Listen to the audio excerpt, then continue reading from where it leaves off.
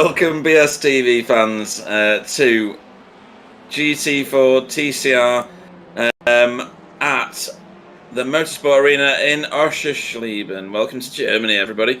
I'm Pete of Bingham, and Sir Alan Toon is in the booth with me. Good evening, Sir Alan. Good evening to Pete. Excellent. And Sam Boozen is on the cameras, making us look utterly professional, despite what we try and do to reverse that. Good evening, Sam. Good evening. I think we should change that today and making me not professional, a new professional. Oh, do you think? That won't work.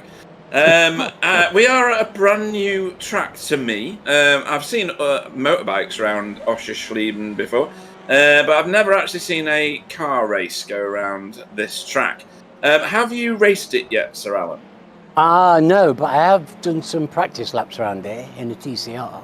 Right. Okay. Oh. And how did you think it went? It's quite a fast track, isn't it? It's fantastic, Pete. It's a great drive in these cars. I imagine it's a real flow. It's got incredible flow, and it's a 1 minute, nearly 1 minute 40 lap, but it feels a lot shorter because it's a really busy, happy little lap. These guys will love driving this. It's fantastic.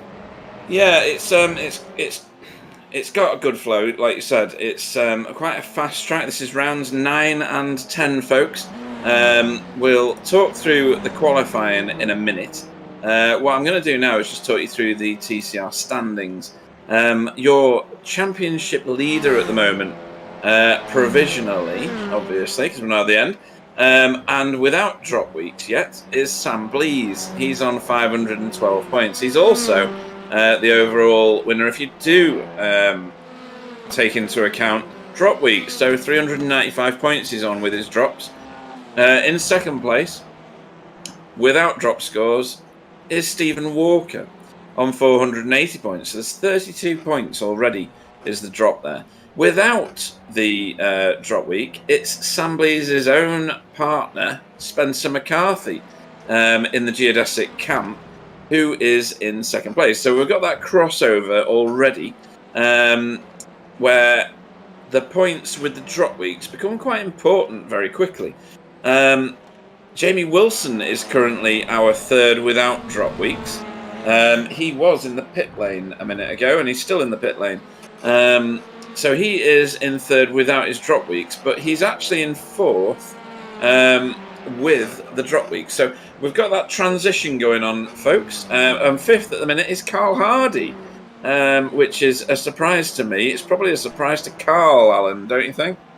Well, this is his best ever season, Pete. You know, he's driving the wheels off the car. He's made a real big leap forward this season, I think, you know, in his confidence and just in the way he's handling the car and being at the front of the grid. So, yeah, a reinvigorated driver and great to see. Yeah, and look at JB's paint scheme. That Hex Seal paint scheme is fantastic. Very nice. Yeah. Anyway, very nice man as well, JB. Oh, he's a lovely bloke, yeah. So the team standings, Geodesic, no surprise, are leading the way with quite a big gap at the moment over Spectre 6 Purple, which is Stephen Walker's crew. There he is. Team Chimera are in third place, which is Jamie and Simon. Simon not here. Jamie is here, but he's been in the pits for quite a long time. Spectre 6 Silver are in fourth place. And there's one of them now. That's Matt Elmore and co. And then fifth is Safeguard by Result, which I think is probably Carl Hardy. Yes, it is.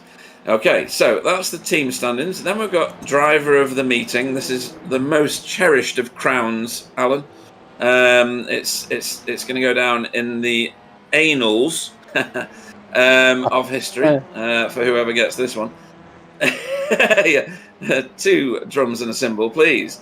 Sam Blees, Jamie Wilson, and Stephen Walker all share the top spot with 2 votes each.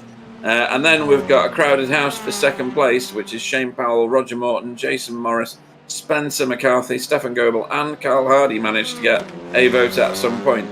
And then the head-to-heads Where is the head-to-head at? I get confused with this at the best of times. So we're looking at finishing the next 4 rounds. So the 2 here and then the 2 at the next place we go to. In Group 1, Spencer and Stefan lead the way. In Group 2, Sam and Stephen lead the way. In Group 3, Jamie and Russell. We're racing. He is here tonight, folks. He's in 11th at the minute. And then in Group 4, Carl Hardy and Matt Elmore. I think we have just gone through quali. And we are gridding. So your starting grid. Sam Blees will lead everybody away for this sprint race for GSC Racing with a 1:32.797. I have no idea whether that's fast or not. Stephen Walker goes off second for Spectre 6 Purple. Spencer McCarthy goes off third for Geodesic Racing as well, behind his teammate. That might be a tactic. Jamie Wilson goes off. So where am I going here now? Carl Hardy goes off fourth for Safeguard by Result. Stefan Goebel goes off fifth for VTS Esports. Sixth is Jamie Wilson for Team Chimera. Seventh is Jason Morris for iRace Esports. JB Dejoux goes off eighth for BSTV Esports Blue in that amazing paint scheme. Ninth will be Matt Elmore for Spectre 6 Silver. For Spectre 666, it's Shane Powell in 10th. 11th will be Russell Cowell for Spectre 6 Silver as well, behind his teammate. Chris Needham will go off 12th for RWC Racing. Arnaud Chenonnier will go off 13th. For RWC Racing Red as well. Jason Haddington will go off 14th for RWC Racing Blue. Roger Morton will go off 15th for Safeguard by Result. And Tony Walker will bring up the rear of the field for Spectre 6 Purple. So, a 16-car grid, quite a healthy field for these guys. We're waiting for Jamie Wilson and Sam Blees. Sam Blees has joined the field. We're waiting! That's what I got in my ear just then from Sam. Still no VR headset for Sergio. All right, okay. So waiting there. Good evening to David Ayres. Good evening, David. So yes, we're missing Simon, who's still got equipment with his. Yeah. He will be in the Discord, helping his teammate out. Oh, without a doubt. Yeah. Jamie Wilson managed to reconnect with no seconds to spare, so he has gridded, and he is moving away with the field. So we've got a lap, 2.29 miles this place. We'll go on board with someone when the race starts, and after it started, and we'll give you an experience of what it's like on gyro cam around this Oschersleben circuit. I'm not entirely familiar with the names around here. I should really get a track map up. I do know that the first turn, which is in the background there, is called Hotel because there's a hotel near it. As for anything after that, I'm not sure. The track leads into a series of left-handers after we go around that initial. It's not a hairpin. It's a very broad and very fast left-hander, right-hander, isn't it? Yeah, it's murder. It's going to be a crucial corner at the end of the straight when they're going. I tell you. Yeah, I think everybody's going to get pretty much bottled up in that because it's quite a sharp left into right, and the right carries on forever. So it's not dissimilar in a way. I know there's no left involved, but the first turn at Virginia Raceway. That one carries on for quite a long time and catches certain people out.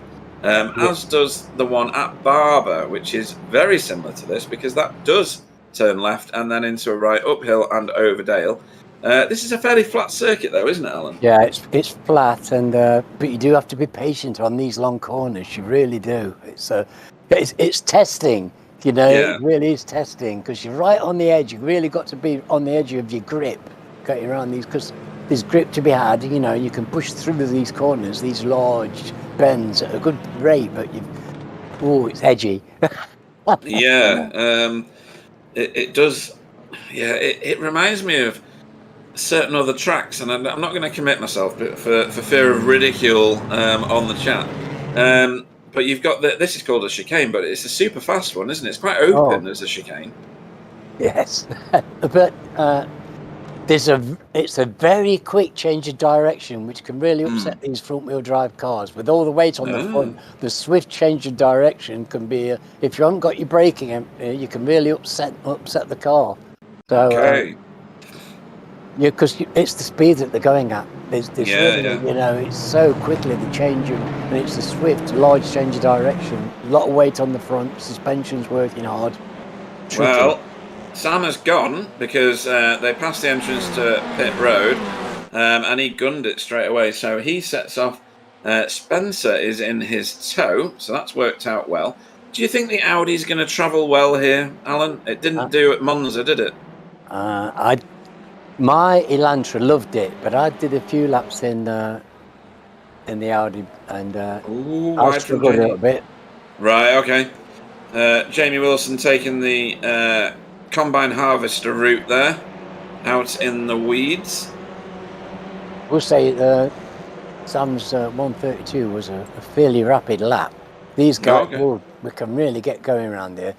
The skill of the drivers will count, and you know, as they get to know the track better, there's really tenths to be had, and they will pretty well eke out every bit of the track, because there's a bit of room on the side where you can squeeze out a bit of extra room as well. So I'm interested to see just how it goes. We've not been here, and it's a really fun track to drive, and I'm expecting it to. With the corners it's got and the hard braking zones, I'm expecting some really quite tasty overtaking. Yeah, so we were on board there with Carl Hardy. We shall jump back on board at some point. There we go. We're on board with Carl again now. So we've just come through the last turn there. So we're on this start-finish straight. The hotel is the next series of turns. It's a left, as Alan said a minute ago, into a right. This is quite fast, though. You do shed a bit, but you took it in there. He's taking a lot of those yellow evil rumble strip things. They're terrible. yeah, that's enough to knock your fillings out, at the very least, isn't it? Enough to bend suspension, I suspect, if you get a good enough whack. Yeah, true. And then this one is another turn that seems to carry on for a massive amount of time, stay off the gas, and then gun it down this little straight, which is incredibly quick because we're going into a sequence of left-hand turns. I don't know what the tyre wear is like. Any idea, Alan? I would say it wouldn't be too bad. The track feels it's got a nice smooth aspect and got good grip.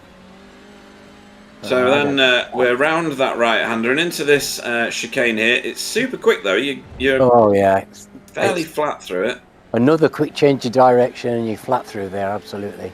Yeah, and then we head towards a much more broad chicane at the end of this straight here, and then we're getting into the end of the lap. So keep away from those red rumble strip sausage curb things. We will turn right here and pass the entrance to pit road, which will be a feature in the next race, because that is the feature. This is the sprint. No pit stops here unless bad things happen, or you went out on your quali fuel or something to that effect. And that is a lap, folks. So a lovely track, very, very flat. I don't normally like the flat ones. I like the ones with undulation, like Alton Park, etc. Lime Rock Park is always a good one for me. I know people find it boring because it's been on the service for so long, and they've driven a gazillion laps of it. But the undulation does give it that extra feature. This one, though, seems to be very exciting. And the track is super wide, isn't it? You could get 4 of these cars wide. It's a very tempting drive. It's got the most beautiful corners that make you want to go early and drive too hard. It's really a delicious track, I think. I was delighted after I've done a few laps and got my eye in. I was thinking just how much pace some of these guys will get because they can squeeze every drop out of the track, and my word, there's room there for somebody who can keep it on the edge to really make big fast gains. And JB Deschutes, we were on board with at the minute, he's wanting his position back, so Matt Elmore got him I think off the line. It was a deal done very early on, and JB was right in his toe just then. He's let him go a little bit now, but he's definitely looking hungry for that position back. Other movers and shakers, obviously Spencer straight off the line did for Stephen Walker, who has moved back a position. You can see it on the graphics that Sam has put up there. Arnaud Chenonnier up a position on Chris Needham, and Roger Morton up on Jason Haddington. So hopefully Roger can... he didn't do so well at Monza, did he? So he needs a bit of a better result here. He's not very well. Is he not? No, he was suffering last night. He's really got a terrible cold and Oh dear. COVID. Yeah. Yeah, so he's. I hope he's okay. He's here and he's racing, you know. But yeah, he wasn't in good form last night. And Kylie's had no practice either because poor Kylie's father's just had a triple heart bypass. Oh wow! Right, okay, that's more than serious. Oh no! Shane Powell. I don't know what happened there. We'll have to see one from an overhead because it was totally obscured for me. JB Dejoux, he was trying to overtake on the inside here. Not sure what's gone on. So they've gone too wide through that turn, and then as they've come through here, they've come together. So well, difficult one to call that. JB. He was. It looked like he was just going sideways, didn't it? It did, yeah. Against his will, because his lock was the other way round. It was most peculiar. Yeah, so he's come around here and... No, see the way he's... But this is like, you know when I was saying about these quick changes of direction, defeating the steering, just slightly, and... One more go at this one. So they go around the corner together, and then the next corner, they come together. So... Look, you see, he straightens up and goes straight like that. That's I think peculiar. there's net code in there as well, because they didn't seem as close together as I thought they were initially. No, and... bit of solid air maybe in there. Yeah, the way that car went off looks peculiar to me. It does, yeah. I think the ping gremlins have been involved in that somewhere. So we've got quite a lot of movement in the field now. So Russell Cowell really is racing. He's moved up 3 positions. Matt Elmore a couple of positions as well.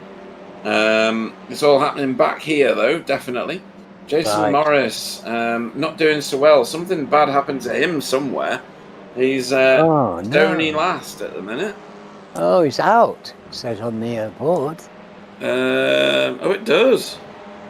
Oh yeah, his time's not ticking. So I'll check my eyeballs again, Alan. His internet. He's been dropped by his internet. Oh, that's so unfortunate. Oh man, Jason, that's especially when you're built up. You know, you build up to the big races like this, and you look forward to these nights. And that's so disappointing when that happens. It really is. It's yeah. Oh, well, maybe he'll get it back for the main event. Maybe, yeah. Let's hope for that. Fingers crossed. But, yeah, this is what I was expecting. This to be lots of little tight bunches and racing because there's a lot of overtaking going off already. Look, and it doesn't surprise me. It's the kind of track that will suit these bold. These are a bold bunch of drivers. They go for gaps that I can't even see half the time, and get them. You know, I don't know. It's magic.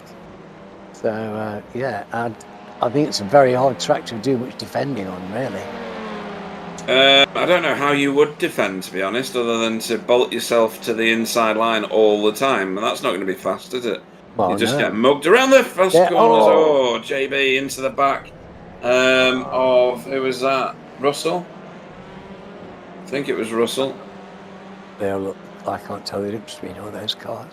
So, I was going to say on the previous turn, he was very shallow into it and kind of diamond the corner, if you know what I mean. So he's coming into this fairly hot. He's already on the brakes there.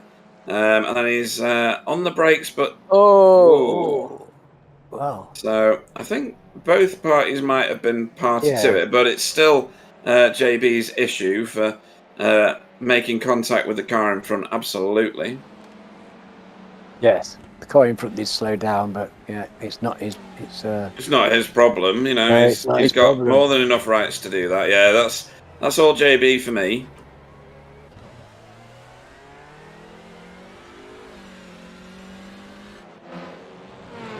Yeah, it's no surprise to me you're going to get a bit of door rubbing and a bit of metal to metal around here.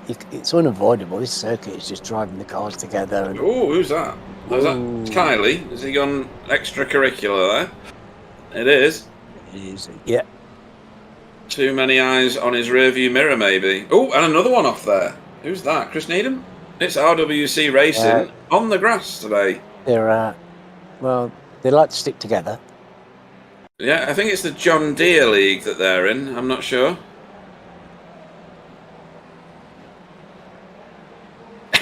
Yeah.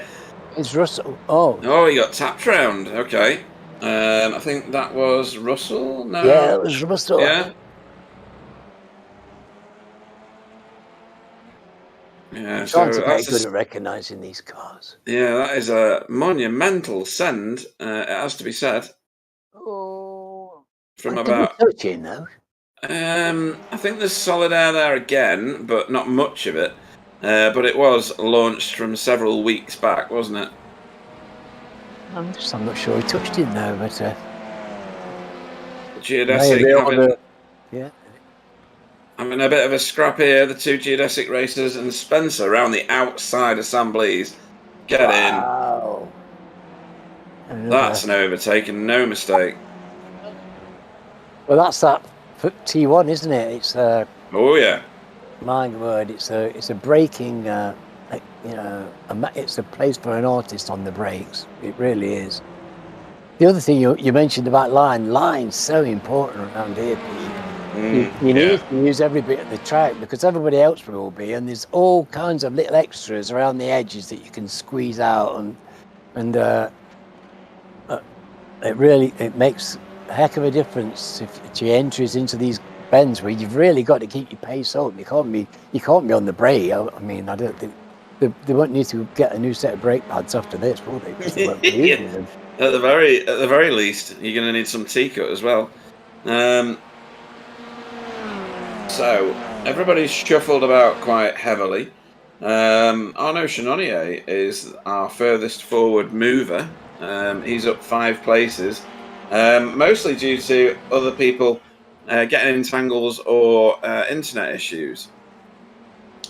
But Spencer McCarthy definitely taking this one on. That Veloster seems quite quick. The Audi running a bit wide there from Sam Blease. That's unusual for Sam. On the Audi, just a little bit more of a handful than my Hyundai. I mean, Elantra loved this place, but it likes these kinds of curbs and it likes this kind of a track zone. Yeah, Sam Blease again, ploughing the corner or too hot into it, one of the two. Giving up some ground to his teammate and falling backwards slowly towards Stephen Walker at the moment. Trying too hard. Maybe, yeah, a bit overdriving the track, maybe trying to keep up with that Veloster. Yeah. Maybe the tyre... We'll have the edge around the Benzo, for sure. Yes. So, Sam's probably having to work pretty hard. He's deep into that corner again, Alan. So he's diamonding the corners for sure. Maybe that's the line to take in the Audi. Well, if anybody's going to find the good line, it's Sam. Oh, well, absolutely. I mean, it's not working for him right now because Stephen Walker is pacing him down.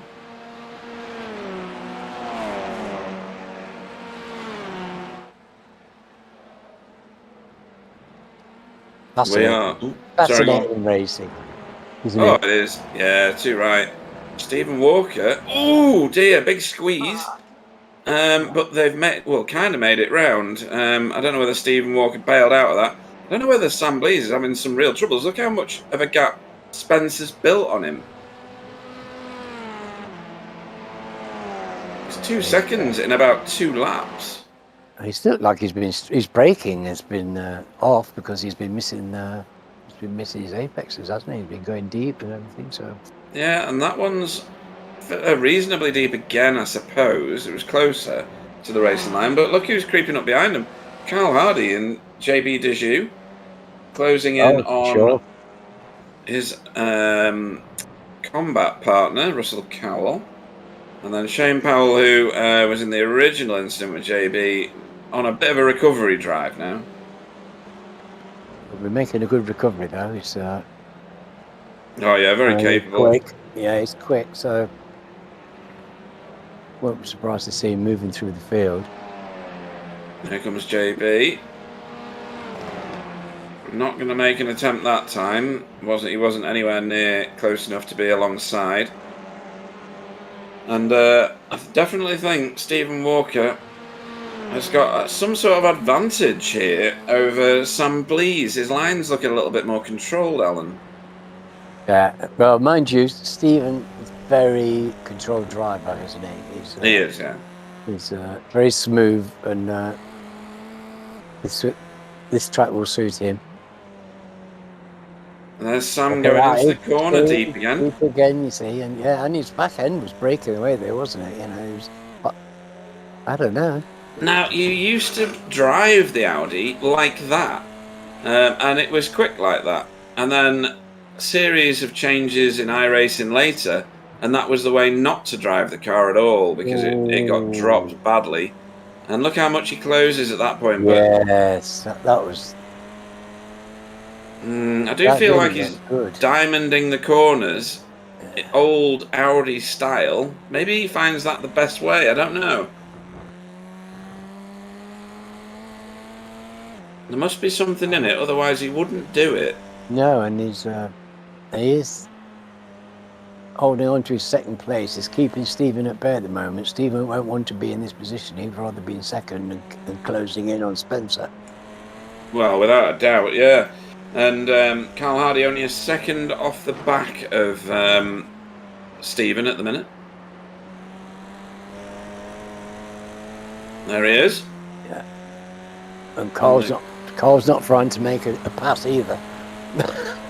No, he's holding station at about 1.1 seconds, really. Stefan Goebel having a nice, quiet race for once. We've seen him in some scraps in previous races. But he's having a nice, quiet race with Jamie Wilson just behind him. They're together, both got really excellent pace and both sound drivers. So they'll be enjoying each other's company, but they won't want to get gapped. No, definitely not. You can see the gap back to Matt Elmore there. It's quite sizable now behind Jamie Wilson. Carl Hardy getting a lot of curb there and back end of that Elantra kicking out. I'm always starting to wonder if they're using different setups for the sprint races now, that we're getting into doing it and it's getting more sophisticated. I suppose it's entirely possible. I don't know that you've got that many things to change on these cars. They're fairly basic in what you can change. There's no real downforce settings, is there? It's all about mechanical grip. Sprint setup in the box for iRacing setups. Sprint setup in there as well as the endurance ones. Yeah, usually it's a bit tighter suspension, and they do some stuff with pressurising the tyres, and obviously they drop the fuel right out of it. But change the gear ratios at all? I don't think you can you? Some cars you can, can't you? I don't know which ones they are. I don't know Right. if you can on these, but some cars you can. I don't think you've got the option to change gear ratios. Whoa! Russell Cowell got a massive twitch on there. That was a good save, wasn't it?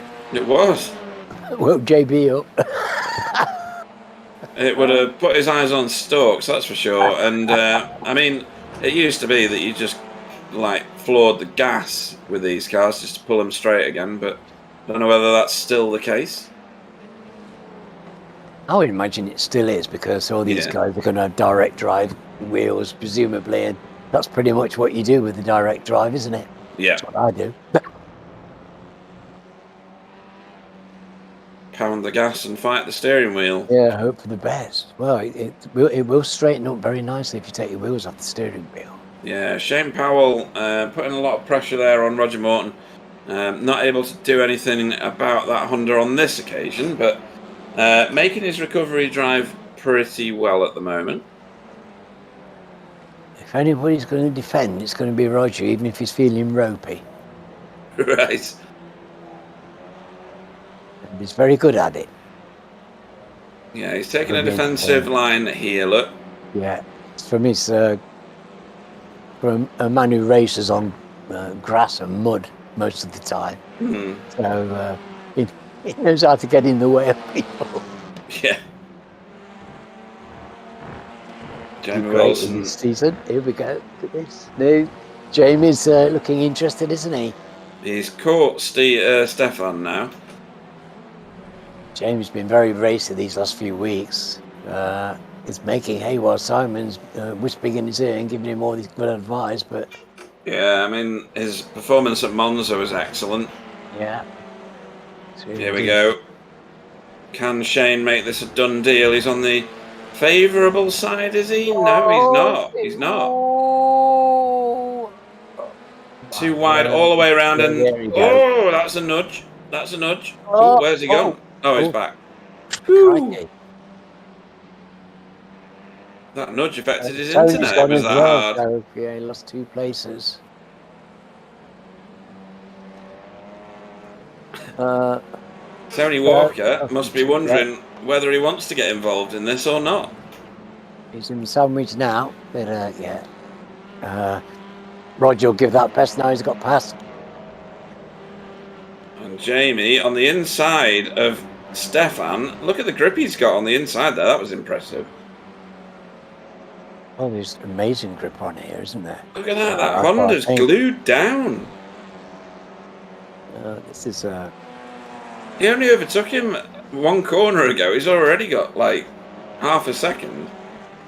Is that tyre revolution or car revolution or what? I don't know. Well, he's got a cracking setup in there.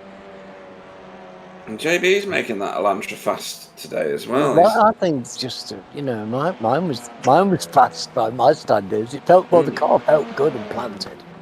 For one thing, the God just it felt like it was gobbling the track up. I enjoyed driving it immensely. So yeah, and having the having the confidence like that, it means everything, doesn't it? Because you're not hesitant on corners, and you know where you can confidently smash the gas pedal, and it pull away perfectly.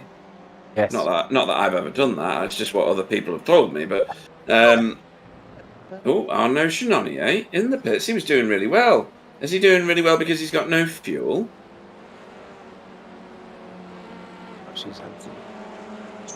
I think, sadly, he's in with quali fuel or something to that effect. Oh. Well, that would be unfortunate because he was doing very well. Well, I don't see any incidents for him, so...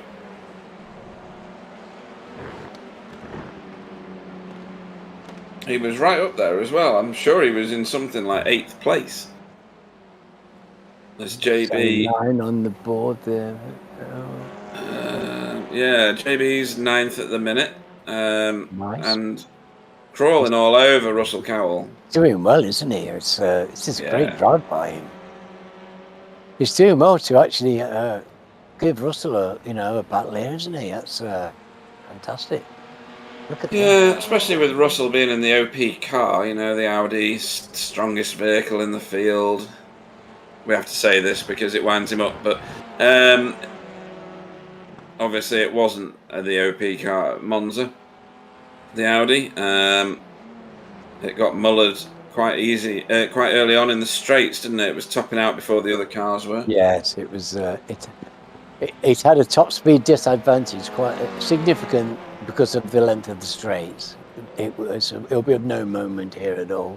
No, and interestingly, Sam Blease has just done the fastest lap of the race. He's in second on a 1:32.68, and that was quite a bit faster than Spencer McCarthy ahead of him. So something going on there. JB's trying to find one way round or the other. He desperately wanted the inside line there, and it was too shallow for him to take. So he did a bit of which way am I going, Russ? Trying to fox him into a bad decision, but it didn't work. Yes. Well, they're no doubt having a lot of fun with their little battle of wits, because this is a real, the kind of the driver that we've got who would love to attack and take on situations. This is manna from heaven for them. And it's not often I wish I was out there, but this week I really do wish I was out there. It's it looks like a fun car track combination for sure. You don't have to be fast to enjoy No. driving around here, you know. Mm-hmm. Because I'm miles off the pace of these guys, but it's still really a lot of fun, just the way the car handles the corners are so inviting. Lots of nice sideways G, and yeah, very enjoyable. I thought it would produce great racing, and I haven't been disappointed either. Got 5 minutes to go, and they're still hard at it. Yeah, they certainly are. I mean, JB now getting a bit sideways into corners, took too much speed into that kind of hairpin corner that was prior to this one. Much better control on the exit there. I think JB's definitely got the speed in that Elantra. It's just whether he can get the track position in order to affect the pass, Alan. It's difficult. Ooh, but door was left wide open there by Russell Cowell. And JB, as you said, like a rat up a drain pipe, saw a gap and went. Didn't make it stick, though.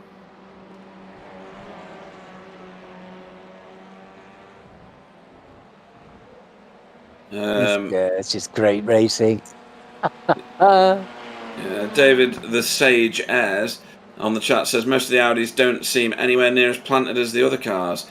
Unstable round most of the corners. I think that's a fair assessment, don't you, Alan? They do seem a little more ragged than the other cars. Well, I didn't enjoy driving the Audi around the circuit anything like as much as I did my Hyundai, I have to say. And that is Stephen Walker from third place. And he's lost it, or something has happened there. Well, he's popped out right in front of Stefan. So he's lost, what, two or three places? He was in front of Cole, wasn't he? In third. Yeah. Here we go. Race director has given us the replay that we wanted. He's on his own. This is all his own work. This too hot. Got some bumps on the way in. It's a wicked corner, and if he hit one of those curbs, that would have ruined his braking.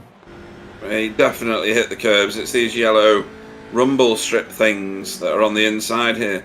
They're a nightmare. Oh, yeah, no, that's going to ruin your day and could ruin your suspension. Yeah. So a passenger after the fact, and then nurses it back onto the track. Chris Needham. Carl will be smiling. He's now made a podium out of that. Oh, he has. He was getting gapped as well. You know, there was a substantial gap between that Stephen had pulled out. So, yeah, don't adjust your sets, folks. Carl Hardy is in third place. He's been there and thereabouts for weeks now. It's very nice for me. My impartiality. I'll get it out. Lack of impartiality.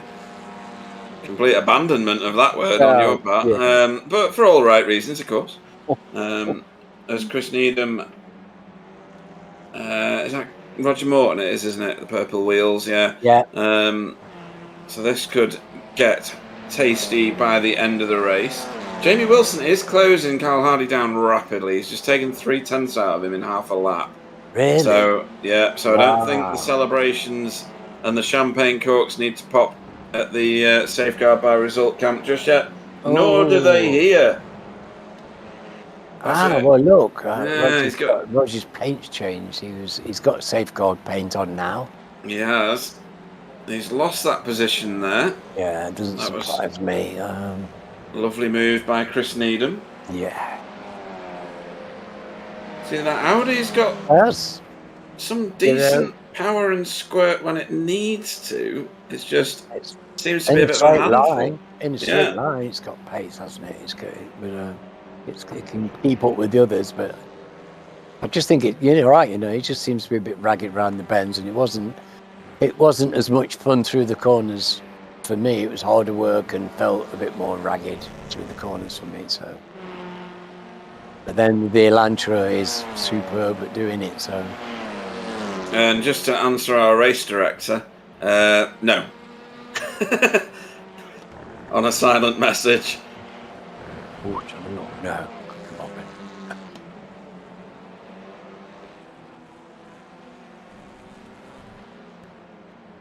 Was ragged from Roger Morton coming out of the penultimate turn there. We have white flag. White flag is waving. Barney's got it going on. Ah, Barney, well done. Yeah, Barney's back. Barney. Yeah, he wasn't at Monza. He was on holiday, we think. Learning Esperanto somewhere. And this is Jamie Wilson, who's been utterly caught by Stephen Walker, who is on a recovery drive after a self-inflicted turn 1 incident. Oh, that's doing Carl a little favour as well, because that's distracting Jamie somewhat. Stephen's going to be mega late on the brakes going into this next turn. I can see it already. He's not got the advantageous line for the next part, but we have to split away from it because Spencer has won the sprint race at Oschersleben for round 9. And slightly behind, and not too far behind, is this little scrap here. Carl Hardy did get 3rd place. Again, do not try and rub your screen. It's not stuck. That is Carl Hardy in 3rd. And JB throwing everything he had at Russell Cowell there towards the end. And hasn't managed to make a position on him, sadly, at that point for him. Ooh, and super wide at the end of the race there as well. Shane Powell, after coming together with JB early on, recovers to his start position of 10th. And then we've got the rest of the field crossing the line. Tony Walker doing rather well. He remained the furthest forward moving racer. So, the finishing order after the sprint race, once it goes official, that is.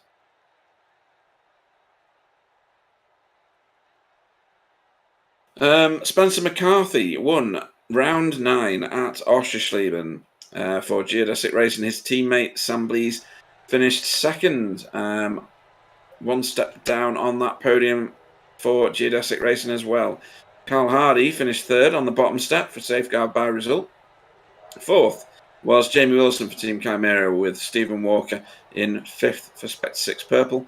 Stefan Goebel was 6th for VTS Esports. He had a quiet race that time. He's probably welcoming that. He'd probably be happier further forward, but there you go. 7th was Matt Elmore for Spectre 6 Silver. His teammate Russell Cowell was 8th. JB, hounding him for most of the second half of that race, was 9th for BSTV Esports Blue. Shane Powell was 10th for Spectre 666.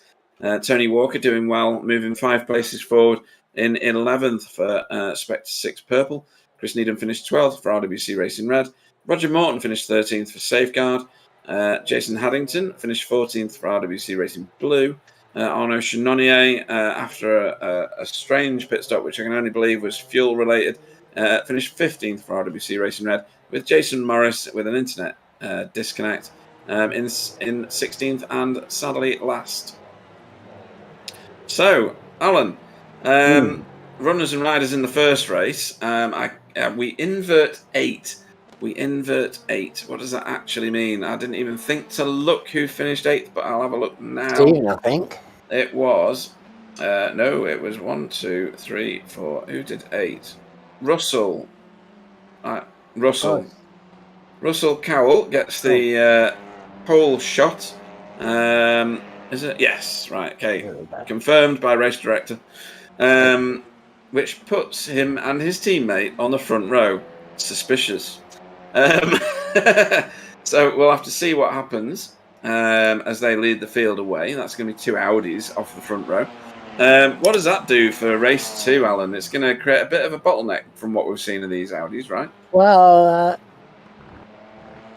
2 of them together, so that's going to be a bigger challenge for people coming from behind. If they work it together as teammates, and they could make their cars very wide, couldn't they?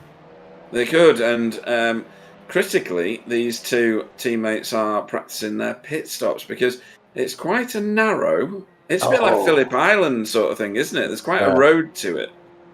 But leaving the pits is a nightmare, isn't it? Goodness me. I don't know. I've never tried. Oh my word! Coming out the pits here, it's. Well, let's see. Let's see what Stephen Walker does. He's doing a drive-through just to practice for when he gets all his incident points. So, how's Stephen Walker's exit? We're on Shane Powell at the minute. No, we're not. We're on Russell Cowell. We'll have to do that later. I think race directors. A real vicious left and right, a right-hander coming out. It's a nightmare. It is. Right. So. Just heard from Jason Haddington. He's had to leave for a domestic reason, so shame he's had to do that. Oh, well, I hope everything's here we go. Right. Here we go. Here's the pit lane exit, Alan. Yeah, look at this. He's got this wicked left-hander here, then this vicious right-hander. Look at this. Oh, wow, look at that. Ew, don't like that. No, then it feeds out here on the left. Well, the end exit reminds me of Montreal. Is it Montreal? Yeah.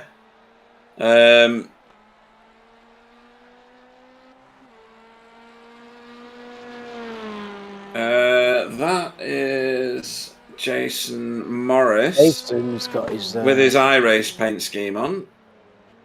It's a wild one. That you don't miss that in a crowd, do you? Okay. Yeah. Well, at least he's back here. At least he's got his car on the track. So yeah. Even when I look away, I can still see his paint. Stephen Walker trying the fast route through pit road and proving that doesn't work. But you've got to try these things, don't you? You've got to try and optimise your route in and route out. It's a good idea to practice, especially because you can get a penalty leaving this pit lane quite easily if you. In fact, as you've said that, David Ayres has said the same thing. He said apparently there's a nasty slowdown if you touch the red paint area as you leave the pits. So yes, inside information from both Alan and the sage David Ayres. So here we go. Do I need to delay this start? I can't remember. I'll do that then. I'll do this plus this does this. Does it? Did I type that? No, I didn't. I've just typed randomness. Hang on. I need to do... That should do it though. There we go. Nobody needs to panic now. So, Russell Cowell will lead our feature race round 10 here at Oschersleben away for Spectre 6 Silver, and his teammate Matt Elmore will go off the front row with him. You can see them there, looking resplendent. Look at that. The whole of the front 2 rows are locked out by Spectre 6 cars, Alan. Yes, and that's significant because they will, if they can use their teamwork, they will.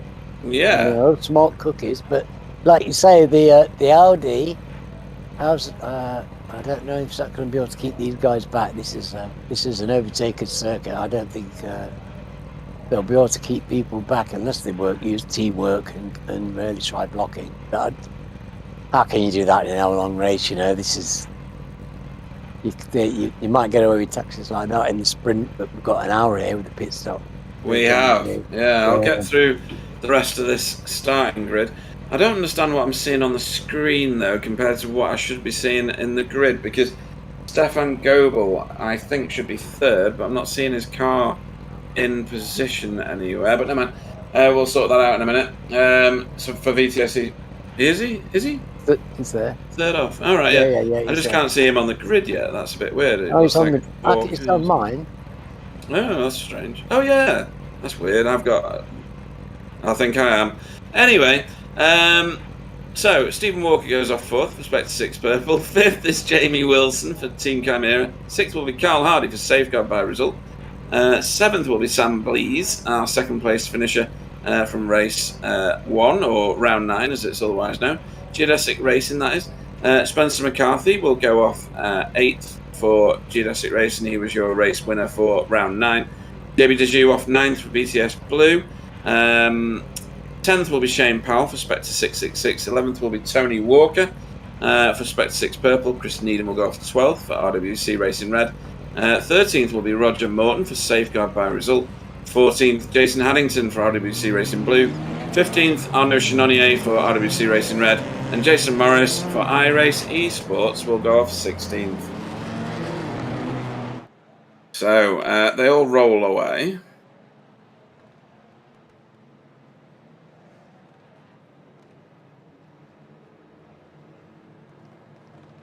We pace ourselves around these first few corners and hope that nobody comes together. It's quite a wide track. It's not like one of the bottleneck tracks.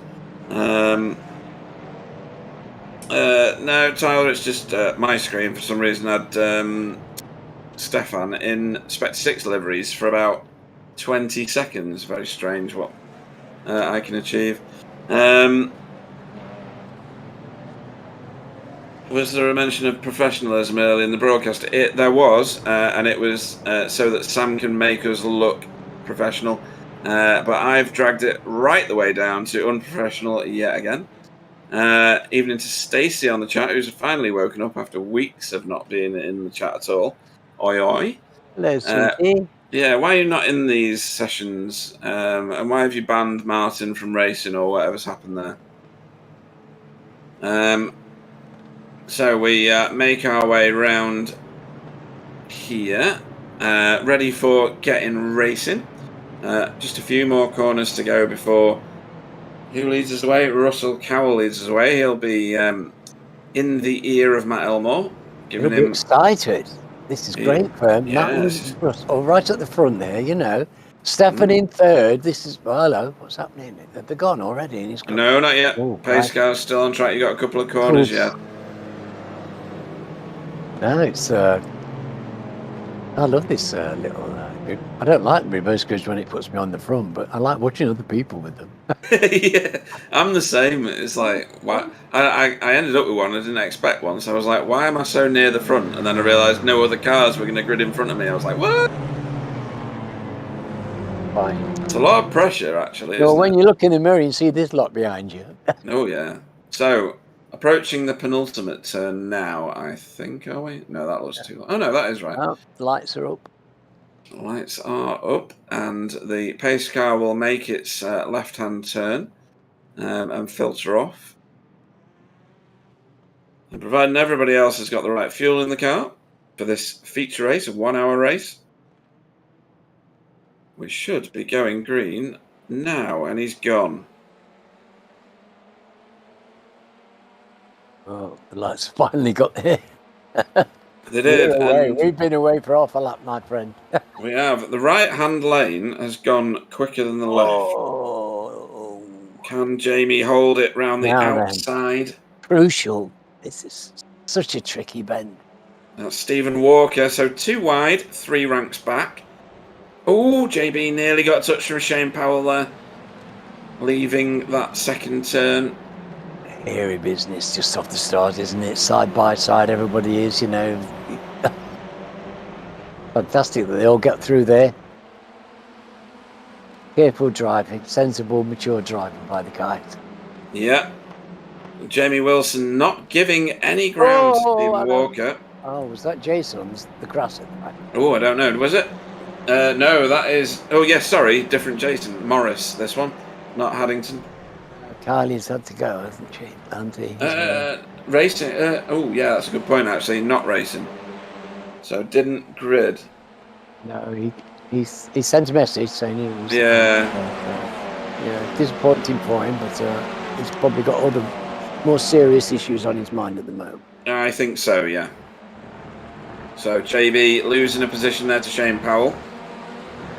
We saw this pairing come together in the previous race right early on, so let's hope that they can manage to avoid a repeat.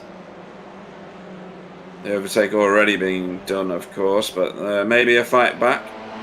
Everybody seems to get pretty wide, don't they, at that last turn and then jet back across the track. I think they probably just followed the guy in front. Yeah, probably. That happens a lot. Audi ploughing the corner a bit there with Stefan at the wheel. 3 Audis leading this field at the moment. Then a Honda. Then a Honda. And then another Audi. They lack this. Lack of pace isn't bothering them at the moment, is it? It's not, no. Was that a good overtake there from Tony Walker, or was that holding position? That was holding position, actually. Stefan, slow through that first phase of that corner. It goes on forever, that one, doesn't it? Oh, it does. You have to be so patient as well on the gas. You really do. Yeah. Oh, Jamie got onto that red rubber sausage thing, and it really disturbed the car. Kind of made him nearly a victim for Stephen Walker there. He's alongside him now as well. And he's got the optimal line for the second phase of this chicane. But look at that, Jamie round the outside. Good effort. Fantastic driving. Jamie's been driving really well, hasn't he? These last couple of weeks. Oh, very much so, yeah. See, David, professionalism is back. Stacey says that they're in Corfu, clearly working hard then. And Martin's work. Really, if you're in Corfu, those two statements do not go together. Oh, those yellow curbs.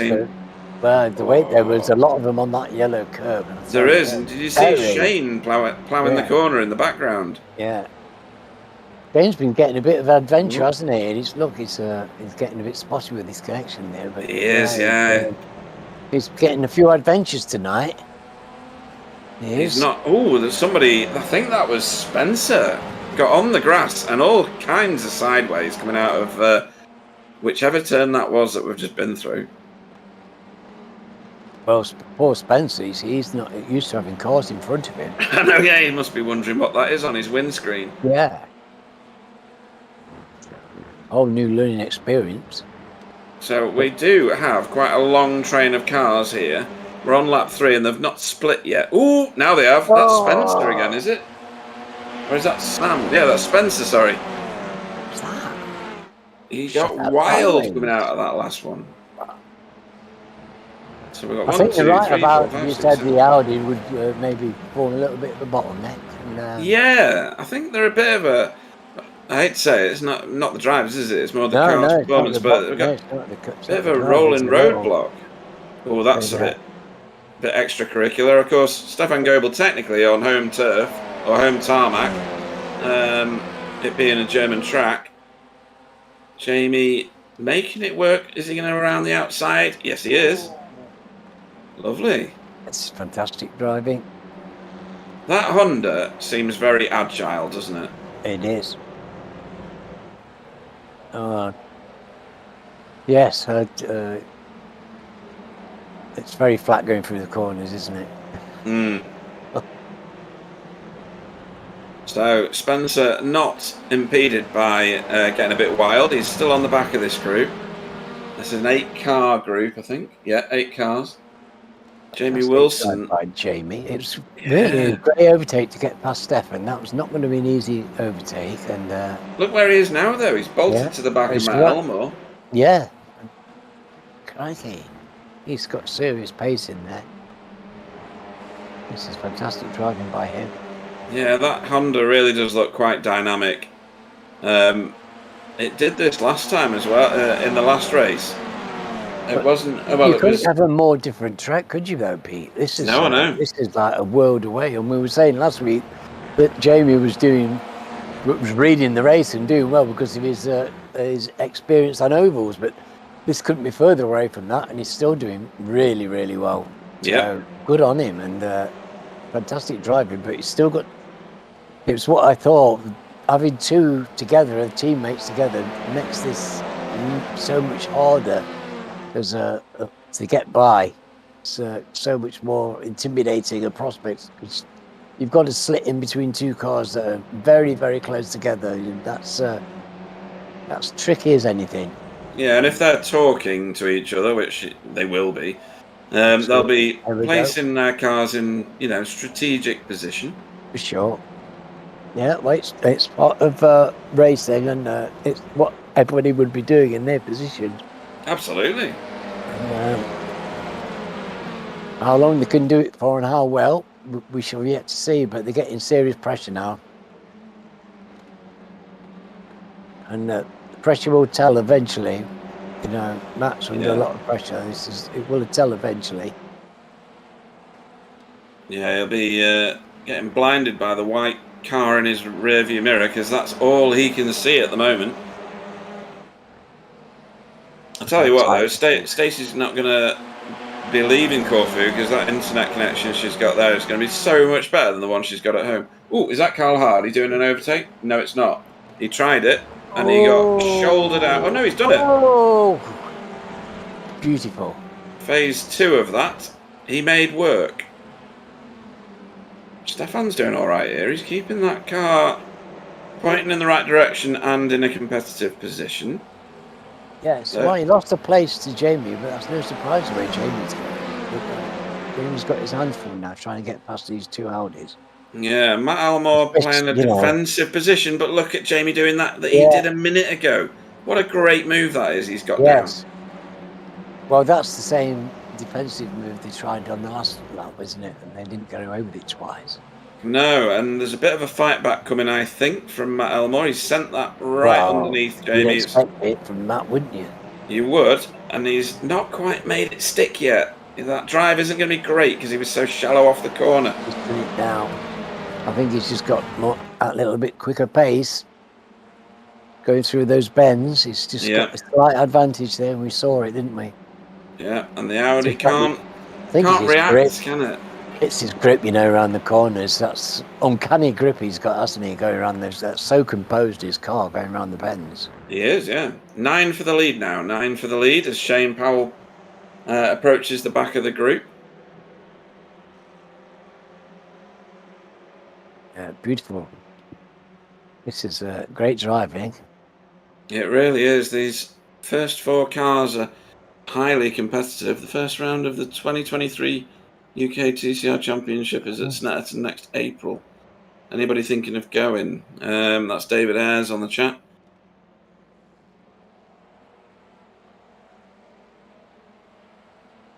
Would do. Bit of a distance for me. I think we're going to descend upon Donington next year. Oh, that's not far. That's my local place. But is it? Well, we'll probably see you there. Yeah, that'd be great. That's only 10 miles for me. Right. You just have to come and pick me up. The BSTV's day release program sends us there. They let us out of our secure unit. And send the ambulance round for me as well. yeah. Oh, here we go. Blue on blue, maybe leading into what is this? Turn 5. Well, like Jamie's got through both of the Audis. He's now he has. I think we'll see him set off down the road now and gap the field. So. I think we will as well. Question for you then: why are the geodesic boys not carving through this field like a hot knife? Here's the replay of the overtake while Alan answers my question. Fuel saving. Fuel saving. I think you're right. I think that. Oh, that's what happened. So. Right place at the right time. Yeah. We're sliding. That's what happened there. Well, that was all that pressure. I think so, yeah. It made him take too much speed into the corner, and the fronts just could not take it in that Audi. Because Jamie went past Matt, and that's no easy thing. So, then it was straight on pressure on Russ. It's a pretty hefty draft train now, isn't it? The car at the back mustn't be pressing the gas at all with an 8-car tow. I've got these.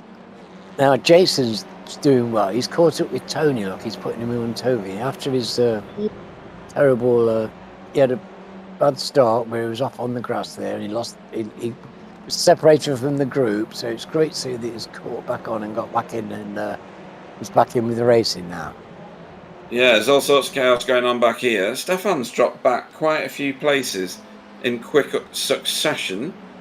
And he's now back with the Geodesic boys. Whoa! Still going on. Do you think they're laughing about it? I'm not sure they will be. Because that was nearly a race-defining series of incidents, that. Very exciting stuff. Code Brown, I think that was from Sam Blees. Let's see it again. So where did it start? It started with well, there's a bit of everything there. Yeah, Stefan got wide. Carl got a bit crossed up. Yeah, he got by. Oh, hello. That's yes.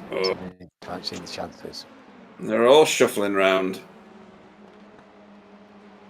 Oh, it's another touch. Yes, well, it's, so Stefan was losing places. Stefan had just lost a place to Carl, and whoever it is behind Carl had lost it, and was shuffling backwards.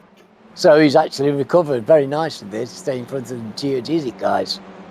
Very much so, yeah. I mean, Jamie Wilson's checking out at the front. So now it's like an 8-car race for second place. Matt Elmore says, I'll have that, thank you. And Carl Hardy's sniffing for another podium. I think he'll be able to get past them.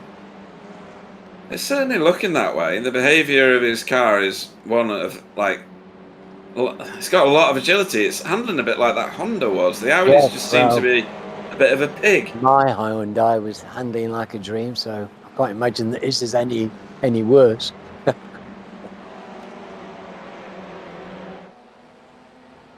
So he goes rather quicker than I did.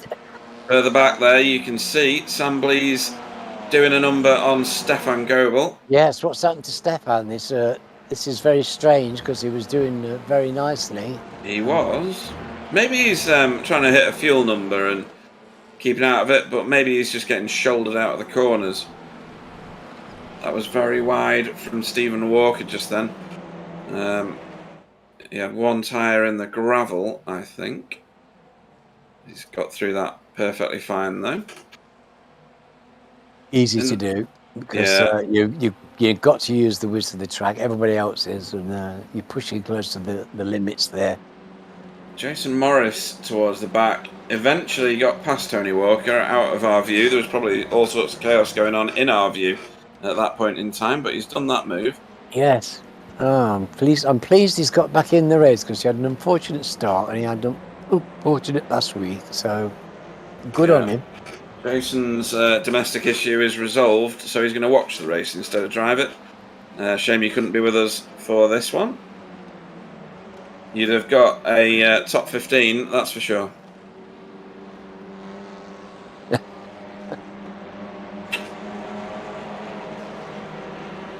I'm pretty sure David Ayres just called his wife a boiler on the chat. Oh, quite likely. Scary Mary? Scary Mary. We love her. Oh, that was Carl Hardy doing an overtake just ahead of this group. And he's going to make that stick, is he? Around the outside of the second phase. He's done it. Wow. Hello, was that Russell? Yeah, Russell became a rolling roadblock for his own teammate behind him.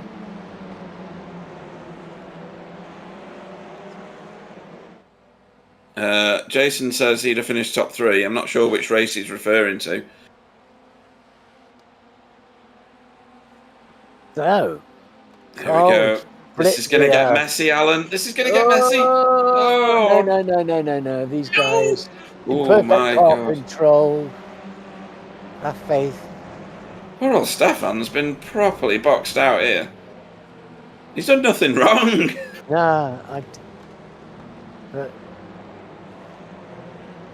Shane wants to go around the outside. Sorry? I don't know where his pace has gone. He's come so He was far doing down so the well. field. Yes, Yeah. he was running confidently four places up, wasn't he? So, Yep.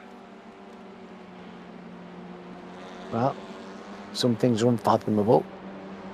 He's got his hands full now because Shane has been frisky all night.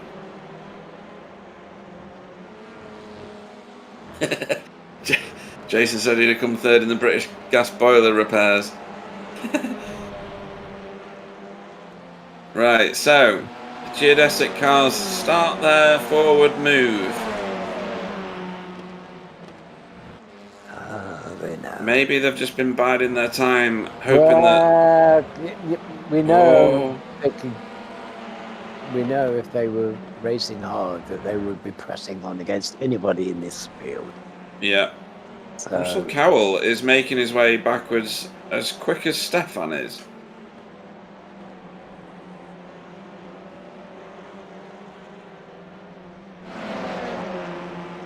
And this group's getting a bit tasty now as well, Alan. This is JB, Arno, Chris Needham, and just off the back of it there is Jason Morris, who's trying to catch them. And he's catching them fast, let me tell you. Yeah. He's got the pace of these chaps. Look. I mean, he's got past Tony, what, a lap and a half ago, something like that. Look how he's pulled up. Yeah, I mean, he's doing a great little drive here. We're already on lap 12. I mean, that's crazy. The amount of laps they've put on the board already. Yeah, they just seem like, it makes it seem like a short track. Do you know when you're driving it, it really, because it's so busy, there's very little time up on here. So it feels so busy. It just feels like it's a shorter track. Yeah, you get a bit of time off on that start-finish straight, but there's not much of it, is there? That's about it. The rest of it, there's lots of long, loopy bends that, you know, and they're really hard to drive because you're right on the edge. You've got to make the best use of your grip and every bit of the road. So even when you think you'll be getting a break, you're actually involved in something really technical. Yeah, it's 100% attention as Russell Cowell loses his, but manages to maintain. Didn't he? He did, yeah. Stefan is looking pretty racy, but then so is Shane behind him. Jason Morris caught this group now. He's starting to look Chris. I mean, that's proper psychedelia, isn't it? Certainly, that car paint. It's made it easy for me to spot him coming through. What, from the moon? Well, yeah, that's where he started from, if you remember. Yeah. Oh, dear.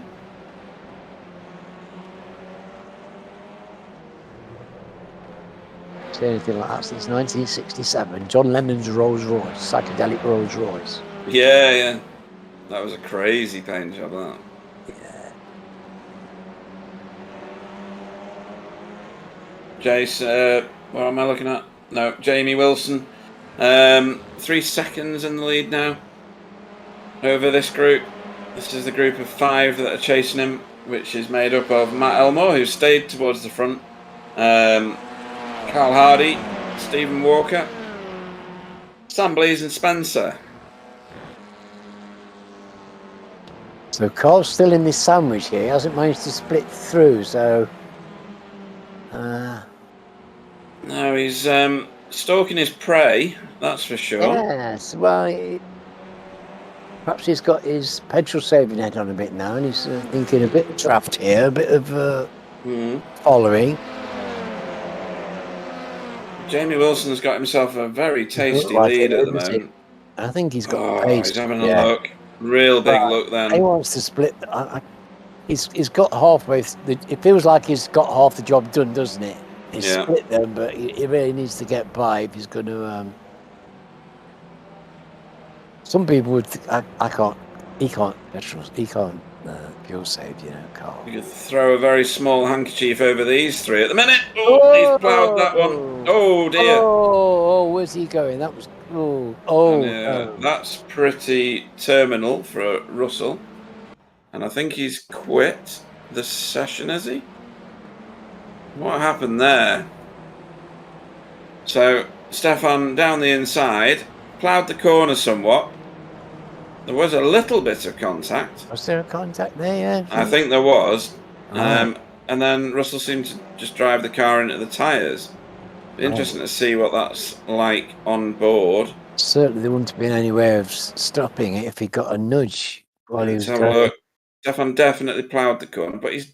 Oh, that's What not was going to make there? him do that. I don't know that there was contact. I don't think it was. I'd love to see that from an overhead shot, Sam, if we can do that for a third time. So here we go. Let's have a look at this. So Stefan makes a dive down the inside here. Oh, yes. Yeah, there was solid Right air or on. actual. I think he just got him. Just. Oh. And have we got our first actual visitor? Let's have a look at this though. So he's on the outside here. Oh, he steers. He got a nudge. But he steers away from the corner and drives it into the wall. I don't know what's happened there. Maybe we'll find out one day.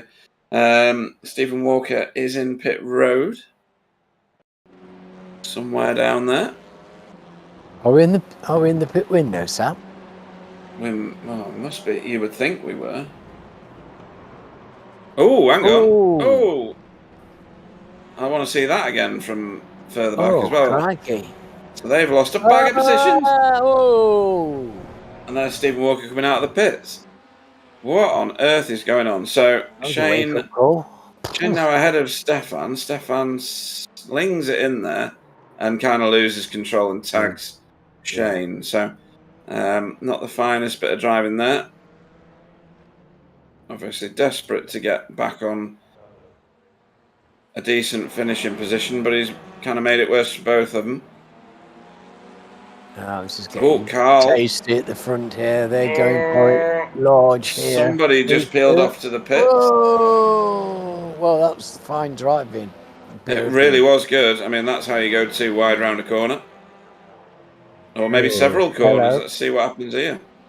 So, who's gone in the pits? Can't really... Oh, dear!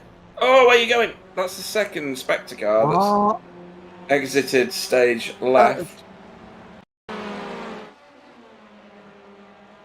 So this is Matt Elmore, isn't it? Yeah. It's like deja vu. So, yeah. Oh, deja vu. But look, he's got his brakes on. He's trying to stop. Yeah, the grass is faster than the tarmac. Yeah. I don't know what Newt would make of that. I think he's broken his front suspension because you can see that wheel is bobbling up and down. No, that's going to be pits. So they've both gone into this corner too wide, and we've had side-to-side door contact. And he's got it crossed up with that contact. Doesn't seem to affect the Elantra at all to his right. And he's away into the tyres. Once he got onto the grass, it went faster, didn't it? Yeah. Goodness me. Oh well. Well, the grass has always been notoriously faster than the tarmac on iRacing, so... An early pit stop may be called for.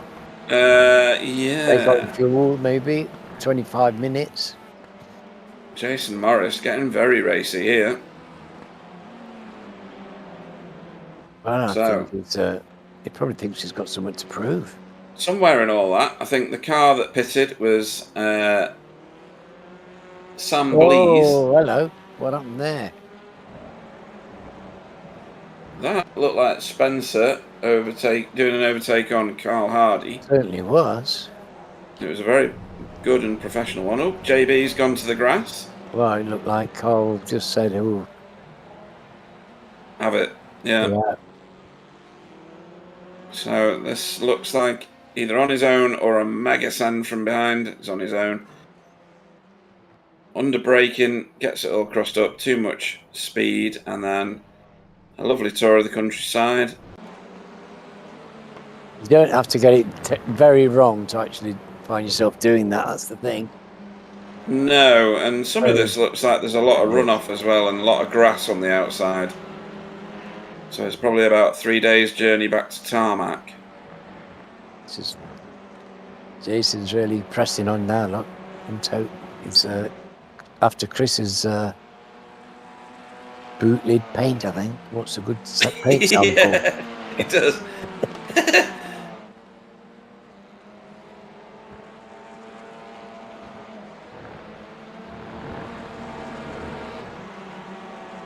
There's a point of limited returns, isn't there, where you push it on too hard and you just you damage your lap time by trying too hard. Yeah, you give it too much, don't you? So Carl Hardy's sticking with. Well, yeah. He's going to stay with Spencer, isn't he? And if he can, that will be. I just heard the pit lane siren, so that must be for JB on my timing screen, who's gone to pit road.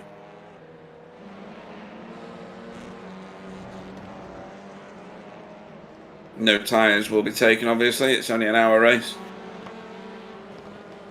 No, it didn't get the impression it was a heavy on tyres kind of track.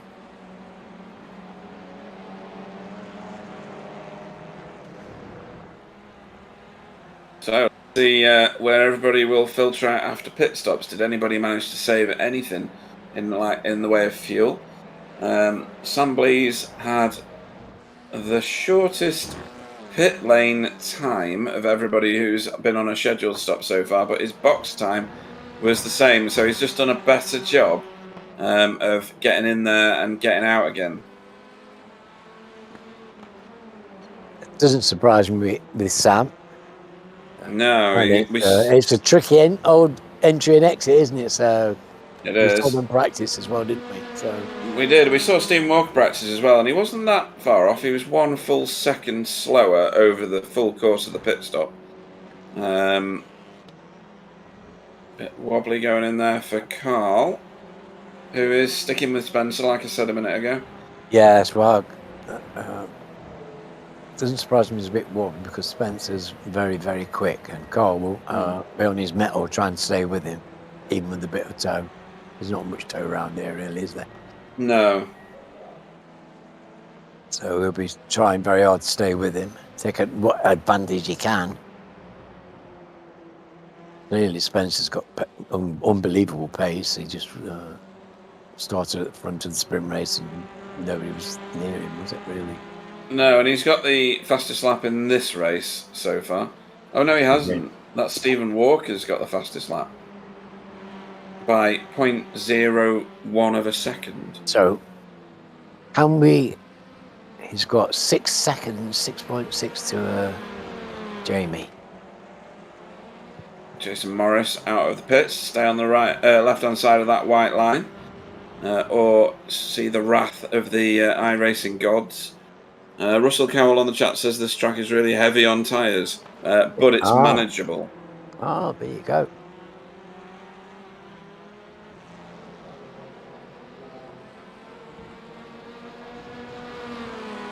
I want to know which tyres he's referring to. The ones on his car or the ones he collided with? I wonder how far down they're going then, because these guys don't normally worry about what I would call crazy tyre wear. They just seem to shrug it off. Yeah, he's just responded and said the ones in the wall.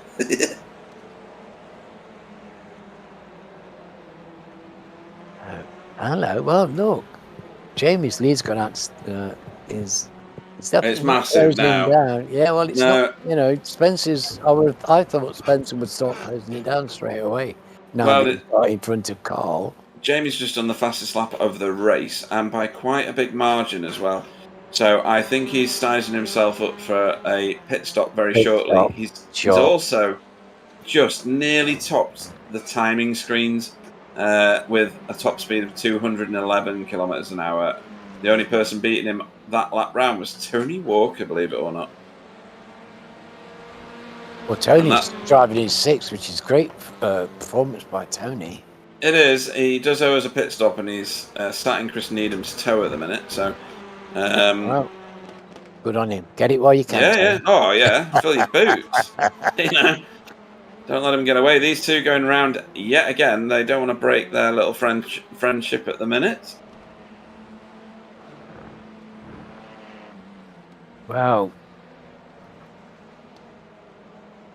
6.8 seconds still. Very little in it, but look, in the 132s, and so was Jamie. In the 132s is Carl. This is very fast driving. It 132 is. wasn't that qualification time for the 132. Yeah, I think it was 132.7 or something. Right, Can't so remember they're now. doing quali laps, Yeah. and that's with full fuel on. In fact, I'm going to go and find out what the quali time was because it's utterly irrelevant. Who qualified us? Was it Spencer, wasn't it? Let's go and see what his quali time was. That's the wrong car.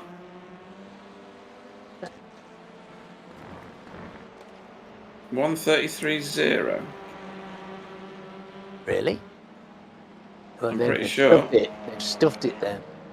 Yeah. So 132s. They just weren't trying in qualifying, apparently. There you go. 132.4. Jamie's got it at the moment, and that's my idea of fast lap. Yeah, too right.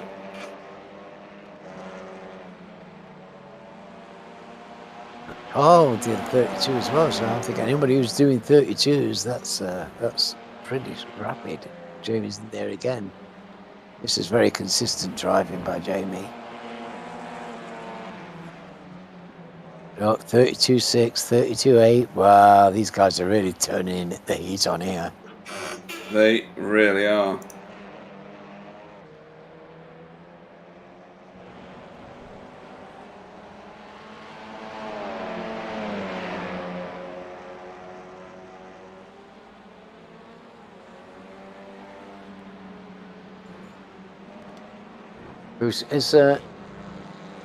Who's not been in the pits now? Who's in front? I shall tell you now. Oh no! So we're awaiting 7 cars. Jamie Wilson, Spencer, Carl, Arno, Chris and Stefan and Tony Walker all owe us a pit stop. Right, well that's going to brighten up some of these other guys' laps and positions, isn't it? Very much so, yeah. So, I wonder how long they can hold on. Light car. I think they can probably go to about 40 minutes, usually, with the fuel limit that we're given. Right. Oh no, he holds out as long as he can. Yeah. It just makes sense to go as far as you can, I think, really. Oh, Shane. Shane again. That's not the way to go, mate. Well, he's had a couple of excursions. Yeah, some of the guys are finding it very hard to stop at this series of corners here, aren't they? The first two. You said it before the race even started. The right-hander and the switchback to the left-hander, sorry, and the switchback to the right. So he's trying to get out of the pits.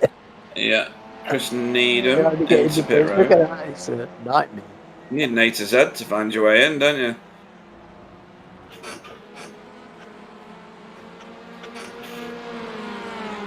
Tyres are somewhere around 70% after the first stint for most people, according to Russell. Wow. That is heavy tyre use. Yeah, that is a bit extreme, especially if you've got to take another maybe 20% off that by the end of the race.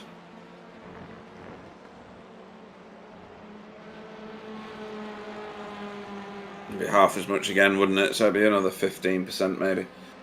Yeah. So who have we just had visit pit road that I missed because somebody did come in? I don't know, I can't work it out anymore.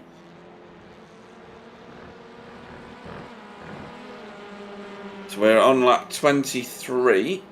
It was Chris Needham, of course, that came in. We watched him come in and... Oh! What's this? Well, that is Chris Needham and Jason Morris. That looks like a pit lane exit disaster. So somebody has not seen somebody else here, is my prediction. He's come onto the... Oh my God! Good. That's like he aimed at him. Jason Morris, the Exocet missile of TCR. I don't think Jace was What on earth?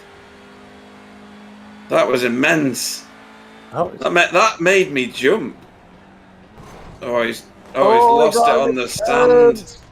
Ah, Wow. those curves. Well, it looks Lewis better car. from the inside, because from the outside, it just looked like it went straight for him. That looked like Yeah. a wobbly takeout. It was just unreal. The other camera angle made me wince and jump at the same time. So he's gone in too hot. He's got on the brakes. He's got on the gravel, and then has done a perfect job of T-boning that Audi. That was as good a T-bone as you will ever see. Too right. That's hard to beat perfection. Russell says exactly what I said. That's a wobbly aim, and that Wobbly would be proud of Jason for that one. Well, As Jason, far as after all that work he's done to get there, and then end like that. Yeah, as far as dramatic accidents go, that's taken the. That's a bit of a shocker. We don't get crashes like that normally, do we? We Not don't normally, see them. no. That's normally my MX-5 territory. I see stuff like that. Yeah, I was going to say I've not raced for a while, so it's been since whenever that was, I think. Right, who owes us pits after all that business? Jamie owes us a pit stop. Spencer does, who is 7.3 seconds back. And then right on his 6, as you can see, Carl Hardy. Steph. And Stefan, yeah, a bit further back. He should come into shot.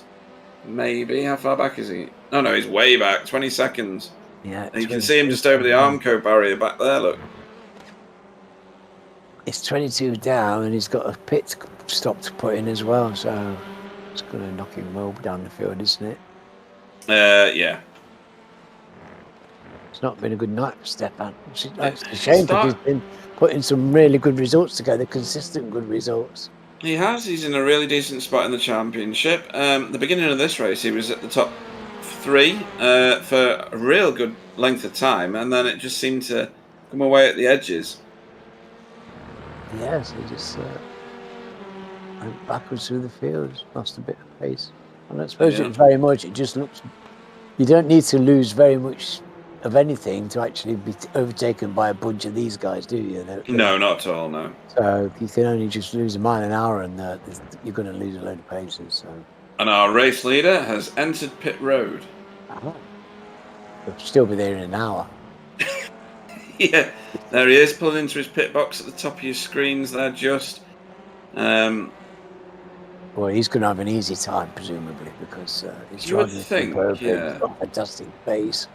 It depends whether he has to put significant amounts more fuel in because he didn't get to fuel safe behind anybody, but I doubt it. Well, we'll see. It's going to make for a very interesting second half, isn't it? It's like these last 20 minutes are going to be very interesting. Can these guys catch him? I mean, and Stefan has now paid his pit stop. I suppose if anybody stands a chance of catching him, it's Spencer. Yeah, and Spencer's going to have to do some serious gunning because he's got to be close to having a pit himself. He was already 7 seconds back from Jamie when Jamie pitted, so he's not going to claw that back in a pit stop, that's for certain. So he may be able to pull some of it back. He hadn't made any time back on the track either. He's been at that time for 5 or 6 laps, hasn't he? He hadn't actually tried. There we go. Right then, here we go. Spencer slinging it into pit road there. Well, that was spectacular. It certainly was. That was a real pro entry to the pits. Goodness me. So where is Mr. Wilson? There is... moment. Where is it? Spencer. He's coming. Oh, what? What's happened to Carl? Yeah, he's not on the timing screen. He's gone out. It says out. Yeah, don't know why. Did he need a poo? We don't know. There goes Jamie over the stripe, and that's Spencer moving in pit road. He's got the zigzaggy bit to do. Oh, Carl will no doubt tell us. Oh dear. Don't like to see that. It's going backwards. Yeah, Sam Hey, Blease. following Spencer into the Ooh, pit. look at this. Whoa! It's geodesic 2 and 3, second and third. But the other way round, as I remember it. So what's happened there? What's happened there is that really fast pit lane that Sam Blease achieved earlier on has put him in front of his teammate.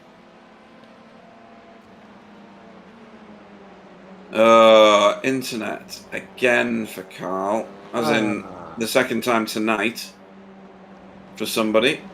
And he was doing so well. It's not the way anybody wants to end their race, obviously. No, very disappointing for him. How was the practice, especially for Carl, because he hosts a lot of the practice sessions? Yeah, he's dedicated and he'll be upset, but he won't let it show. He deals with this stuff amazingly well. He takes it as it comes, you know. Yeah. Move. But that's an awful way to get put out of a race. Yeah, no you good don't at mind all. being crashed out. You know what I mean? When in the thick of battle, you know, doesn't matter if you get something happens, you get it wrong or something else does, but to be snatched away like that, you're doing well. It's just that's the pits. We don't like it. Yeah. So let's see where we're at. So actual racing laps last time round, Jamie Wilson was the fastest man on track, 1:32.45. Sam Blease, who is in second, was the second fastest on a 1:32.67. So Jamie Wilson still got it in his locker and still pulling away. Yes. Well, he lost the second, didn't he, in the pit stops? He did. And looking at my screen, 0.8 of it was stationary and the rest was in the road. And it's not a bad sacrifice, is it? He already had a 7.5 second lead. Yeah, so no, I mean, no, he'll be delighted with that. He's come out probably better than he thought he would, maybe. Yeah, and Stefan making his way forward in the numbers now, because others have had issues. Oh, that feels better somehow. Feels a bit more just. Yeah. He was doing very well at the start. I don't know what we attribute to him moving backwards. So, he'll have a nice battle with Arno. We're out here to race, so he'll be able to have something to race with. And they're both going at it hard. Look, like to see that. 2 Audis. Couldn't be any fairer, neck and neck. And a lovely line through there from Stefan. That was a really tight, controlled line. I wonder if he knows this track. I do think it's a track where a little bit of experience can pay dividends. I think he races 6 days in every 7 at Nürburgring.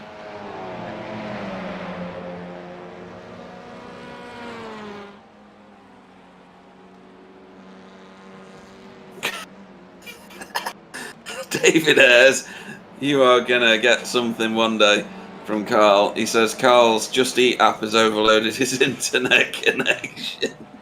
That was almost as funny as the crunching metal sound from last time. As Stefan did try the overtake there, but he ran out of available road and had to bail for the outside.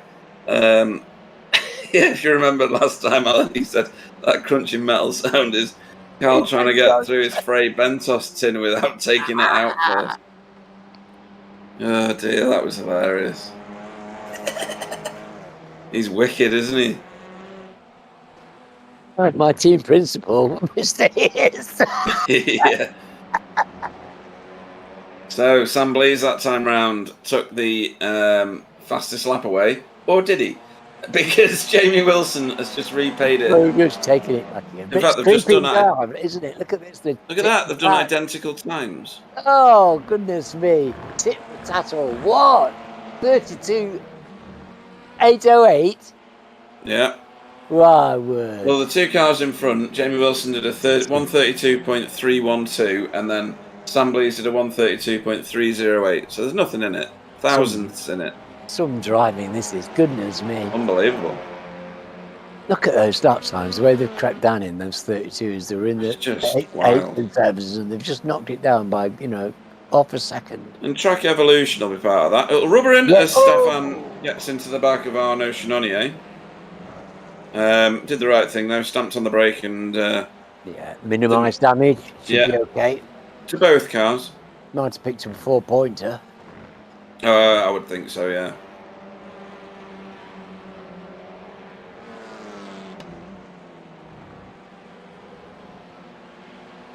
How's it looking? I don't suppose it's a track where people they get a lot of off tracks and things, are they? Are they getting a lot of penalties? She'll go and see what I can figure out. Incident-wise, no. We've not got anybody anywhere near getting any problems that have to do something serious. Off-tracks don't appear to be much of an issue, do they? No. Well, you've got to drive a decent line, otherwise you're going to make no progress. So that kind of precludes off tracks generally. It's when I'm driving badly I get lots of off tracks. It doesn't necessarily mean you're being quick when you. No. When I'm blind, it's when you're being slow and clumsy. I get them. Yeah, you look at some of the excuse me, the what you might call pro drivers. And they're not bothered about off tracks. They just keep getting them, and they're optimizing the lines on the track as much as they can. And sometimes they go over it, and they're not bothered about the incident points. No. Well, as long as if you've got 17 to play with, you might as well use them. I guess that's what they think. And yeah, it's a resource, isn't it? Tap from it. Yeah. Sam Blease has just done the track. They're doing through there. They're just taking exactly. See how much they're going over the line into the green. They're taking exactly the amount extra that they can get away with. And I love to see that fine judgment of pushing the limits of how far you can go. They're all driving really beautifully. These fantastic lines we've all got now. They've been driving it for a while. They've got the braking and everything. They've all got their braking sorted at the start, but what it just refines over the laps. That they'll refine it so that the braking is down to 1,000ths of a second to perfection, and they just refine it, and we can see that in the way the lap times have come down. To take a perfectly wonderful lap that I'd be proud to do ever once, and then just make it faster. Just totally agree. Refine it. So Sam Blease just to the front of this little trio that kind of were coming together, but now they're splitting up again. Has done the fastest lap of the race, a 1:32.15 now. Ooh, I wonder if he can get a 31. He's not that far off it, really. It's very close now, but they've been wringing the neck of that 32 for a while now. But it's still getting tense.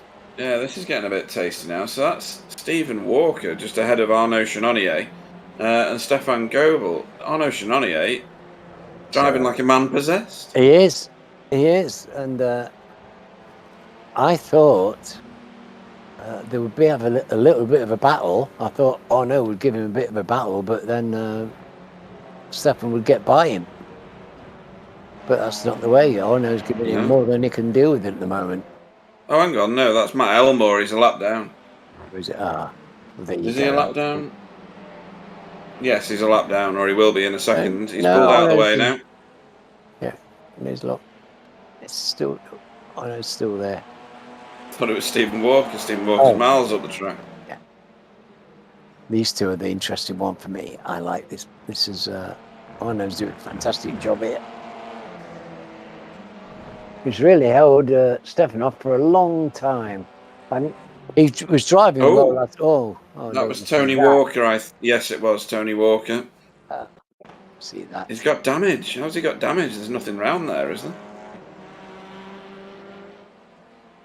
So he's obviously gone through the chicane super fast.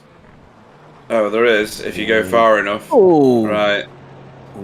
Oh, and it snaps the front suspension. You can see that. Oh, God. Oh. Right, okay. What was that? That was the front suspension digging into the floor.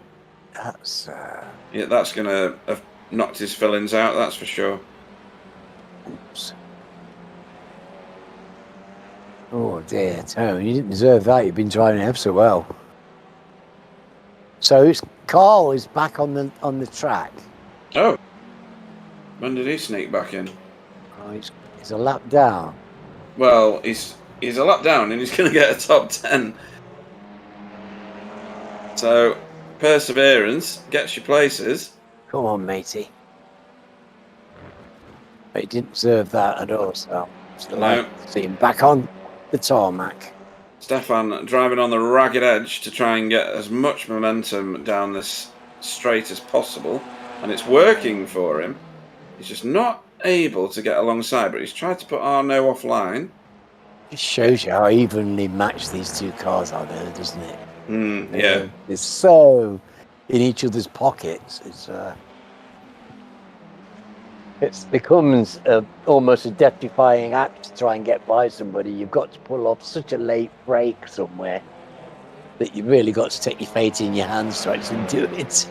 Yeah, and we've seen some of those come together, like, and end in tears today, haven't we? Side by sides earlier with Carl and is it Shane or someone? Seen a couple of brilliant ones come off as well. So you know. But it's one of those things you really, you are casting your bread on the water. Oh, yeah, absolutely. Oh.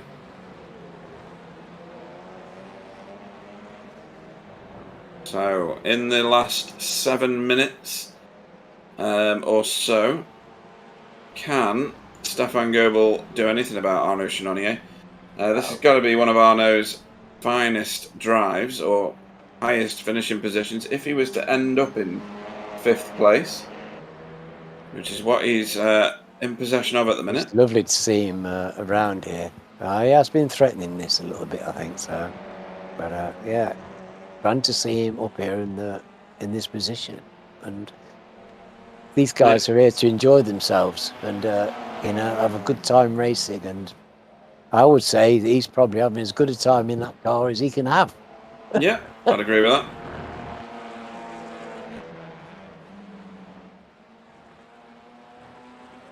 I try to keep Stefan Goebel behind me for about half a tenth.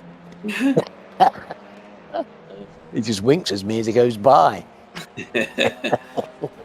No, he can be very rapid.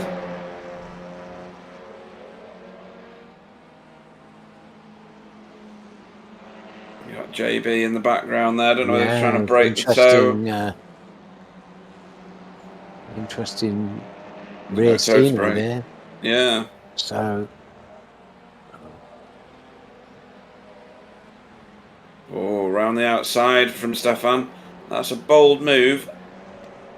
And he's out on the dirty stuff, so he's not going to get that done. But he's trying. Worth a try. Yeah. Why not? Yeah. Why not? It keeps Arnaud on his toes as well. It's it's making him look in his mirror and pay attention to the man behind him. That's not a good place to be. You want to have your focus on the road in front. Yeah, so Stefan's this got kind of pressure is, we've seen it tell earlier on with other people. Yeah. We know this pressure does tell. In the end, it just forces the little error. It just can force a tiny little error, and that's all it takes. So Stefan's doing all that he can, I would say. And he's got some really nice lines through some of these corners. It's a wonder that he's not getting alongside more, but like you're saying, it's one of those tracks where you've got to just be a bit later on the brakes and dive for a gap and see if you can elbows your way through it, I guess. Oh no, oh no. And Stefan's gone off in sympathy, or trying to avoid him, probably. Yeah. There was no contact, though. Definitely not. No. That's, but, I think he made the mistake. He created that error by his pressure. I think that was his reward. I can't believe... Yeah, I'm sure that Arnaud lost control here. Yes, there he did, there, look. And Stefan had a face full of Yeah. red and white Audi. If if Stefan hadn't followed through a little bit, he wouldn't have lost. He's lost the place there. Yeah. That wouldn't have happened. I think that was his reward. It's just his reward for the pressure, but it's a shame. Well, he's not been He's in rewarded. front of that, and I think he made one place up and dropped one, didn't he? So He did, yeah. That's what I was referring to. Yeah. He did a great job, to be fair, of avoiding what could have been a calamitous crash for both of them. But lost out to JB. JB must have thought all his Christmases had come at once. Carl Hardy in pit road again. Oh no! Not sure what the story is there. He's not going to get his top 10 now. Something going on. Going to the pits. Very slowly. Oh, crikey, it's going into a hold. Ran out of fuel? Don't know. Got to run out of fuel, surely. Could he have run out of fuel? Anybody could do. I mean, could he have missed his pit stop because of the his power cut and forgot to refuel when he came back on? He would start from pit road naturally, and it would kick in straight away. Right, so he couldn't do that by mistake. I wouldn't have thought. I know that. This is Stephen I don't want to see him in the pits though, but his pit signal is still live. He's not out, so he's still got hopes of something. Yeah, and the top boys are still doing 132s, all four of them, with a variety of combinations there. He's awesome consistency, what you'd expect. And race directors just reminded us 2 laps to go, folks.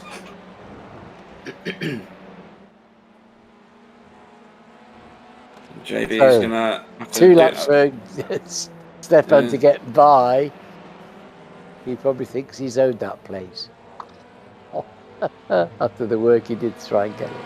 Yeah, and JB's not going to pry his fingers not going to give it away. No way. But, JB wants it as well. There's a car pulled up on the road in the distance behind. Oh, look at this. Oh. Who is that? Oh, that was Matt Elmore's car. Oh, Stefan's lining up JB here. Crikey. That's JB's close racing. Is he going to stick with him? Keep it on the track, guys. Keep it on the track. Next one's a left into a right, I think. No, left into left. Oh! Here's the right. Here's the right. Is JB going to defend this? I don't think he is. I think... Oh, maybe he is. Well, he's trying. He's not going to give it up. He's definitely not giving it up. That was great driving from both of them. And look who's here on the scene now. Arnaud Chenonnier. So, as we see in our BSTV broadcast, it all comes together at the end for some of them. Look at this. Whoa! Oh. Fantastic. What a race end for these guys. They must be loving this. This is great stuff. Yeah.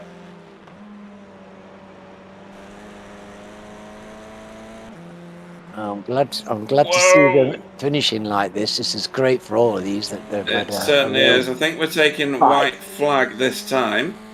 Is there anybody? Yep, there he is waving his flag.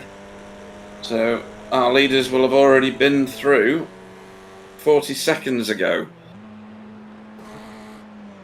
Oh, mind them yellow things. Yeah. There's sudden death. We've seen that. Here is our leader. We're not seeing much of him because he's had such a massive lead for a lot of this. Yes, what a drive by Jamie. Goodness me. He's really been fantastic today. Yeah, masterful feature race drive from Jamie Wilson. Pouring away the best drive I've seen Jamie do. Well, not pouring away because he's done some really good drives, but that's... Sam Blease across the line in second and his teammate in third. Stunning performance. And yeah, Sam and Spencer, well, what can you say? They deserve that as well because they're consistently brilliant. Stephen in fourth. Another fine performance. Stefan got fifth. I think he deserved that if anybody did. Yeah, I agree with that. And well, fingers crossed then. And how nice to see the guys in 6th and 7th up there. Look at this. This is, how brilliant. Yeah, there we go. Stefan crosses the line at the head of this little trio. Ah, well, JB's delighted. Yeah. Tony's thrilled. Well done, mate. Well done. Top 10 finish for Tony Walker. Absolutely brilliant. Oh, got 6 laps. So our finishing positions for our feature race, round 10, tonight at Oschersleben. Jamie Wilson takes home the key piece of silverware for Team Chimera. In second place, Sam Blees for Geodesic Racing, and third place is teammates Spencer McCarthy. Fourth was Stephen Walker for Spectre 6 Purple. Stefan Goebel in fifth, hard fought for VTS Esports. JB in 6th for BSTV Esports Blue. Arnaud Chenonnier in 7th for RWC Racing Red. A great drive from him, to be fair. That's got to be one of his best performances. Shane Powell in 8th for Spectre 666. Tony Walker in 9th. And then we've got Matt Elmore in 10th. Carl Hardy in 11th. Chris Needham in 12th. 13th was Jason Morris. Russell Cowell and Roger Morton and Jason Haddington were all many laps down or did not start. So, let's see who we get in the booth in order to interview tonight. I imagine there'll be quite a few ones to be interviewed after that. What a goodness me. I'll be interested to see what people got to say. Yeah, it's going to be quite a tasty one, I would think. So, we'll bring in, because we don't often speak to him, or I don't often speak to him that much, Carl Hardy into the booth, who, if I'm remembering correctly, you got a decent finish in the first race. Third. Third. Thanks to Stephen Walker. Yeah, thanks to Stephen. I don't know what happened. No, well... he went a bit wobbly, I think. He did. And then a sad end to the feature race for you. Tell us about your sprint race, though. Oh, sprint race was... it's so hard to overtake. So I was just quite content with fourth. Yeah, it's all right. That's pretty much all I'd done was just sit behind them. I knew through practice I wouldn't be able to stay with them, so I was closer than what I thought I'd ever would be. So yeah, happy days. And to be fair, the feature race was going all right. I was doing some overtaking, which completely blows out what I just said about the first race. Yes. Yeah. Yes. You were doing great. You were. Which I was completely shocked, but I knew, I don't know what turn it is, but I knew I could get a decent run out of there compared to Russ and Matt because of practice. But I was shocked to do Steve. Yeah, so to be fair, it was going all good. The mistake on turn 1, turn 2 let Spencer through, so I sort of played it like I let him through in my own little head. And then just stayed with him, waited for the pit stop, followed him in, and then my internet went. Yeah, David Ayres on the chat seems to have worked out what happened to your internet. He said it was your Just Eat app. He's funny as that boy needs to get a job because he obviously just does nothing apart from just have ready for one-liners to take the piss out of me. Well, he's brilliant at it. It has to be said. Very funny stuff. I mean, you're going to get some decent points from your third place finish. Absolutely. We'll skip over the feature race finish position. But you were very competitive. Pete, you'll laugh. Go on. My seat is pretty dodgy on the way, and the brackets, like towards the end of the race, because I went back out, didn't I? The brackets come out, and I just went flying. Absolutely. God. You didn't get it on camera, did you? Because that'll sell well. No. So you're all right, aren't you? Yeah, it's fine. Yeah, I just went backwards. It was quite funny, but I saved myself. Obviously I had hold of the steering wheel, but yeah, it was quite amusing. So luckily I've got brackets here waiting to go on what I haven't done yet, and a new seat. So I've just taken the old seat off, ready to do the new seat. Right. Oh, well. So that sort it's a larger one, is it? A larger one. Piss off, you. Sorry for swearing. Dear, funny stuff. What a race by Jamie, though, eh? Oh, spectacular! Yeah, there was a few good races in there. Some good individual performances. Next time out, we're at Sebring. Yeah, it's it's a common favourite, isn't it? Some people find it boring. I suppose with the wrong cars on it, I should say, it can be. But for cars like this, it's another one not too dissimilar to Oschersleben, so we'll be hoping for more high drama there. Well, if you remember, Stefan completely wiped me out one season. Hopefully he leaves me alone, but that's fine. But yeah, we go with it. You know, I love the track, I love the racing, I love all the guys are fantastic. So happy days. Awesome stuff. And obviously you lot are all right. So other than David Ayres, who else would you like to thank before we let you go? Obviously Roger, he's full of COVID at the moment, so just turning up, bless him. He's done a thrift job. Jason was doing really well, and then his internet just buggered up on him, or iRacing just kicked him out or something. Mm-hmm. So he was doing really well at the time in 7th. But yes, he was doing it. It's a breakdown car. That's the way you look at it. It's a breakdown car. Massive shout to Jamie. What a win. He got through and just went, and the lap times what he was putting in was just incredible. So a massive well done to him. I ain't saying nothing about Spencer and Sam. They're just like idiots at the front all the time. You guys, obviously. And now I'll shut up and let you carry on. Awesome stuff. Well, we'll see you next time out at Sebring. Carl Hardy. Yeah, well done, lads. Okay, so super duper. Right. This time I'm going to bring in Mr. Consistency mid-sentence. Sam Blease, good evening. Good evening.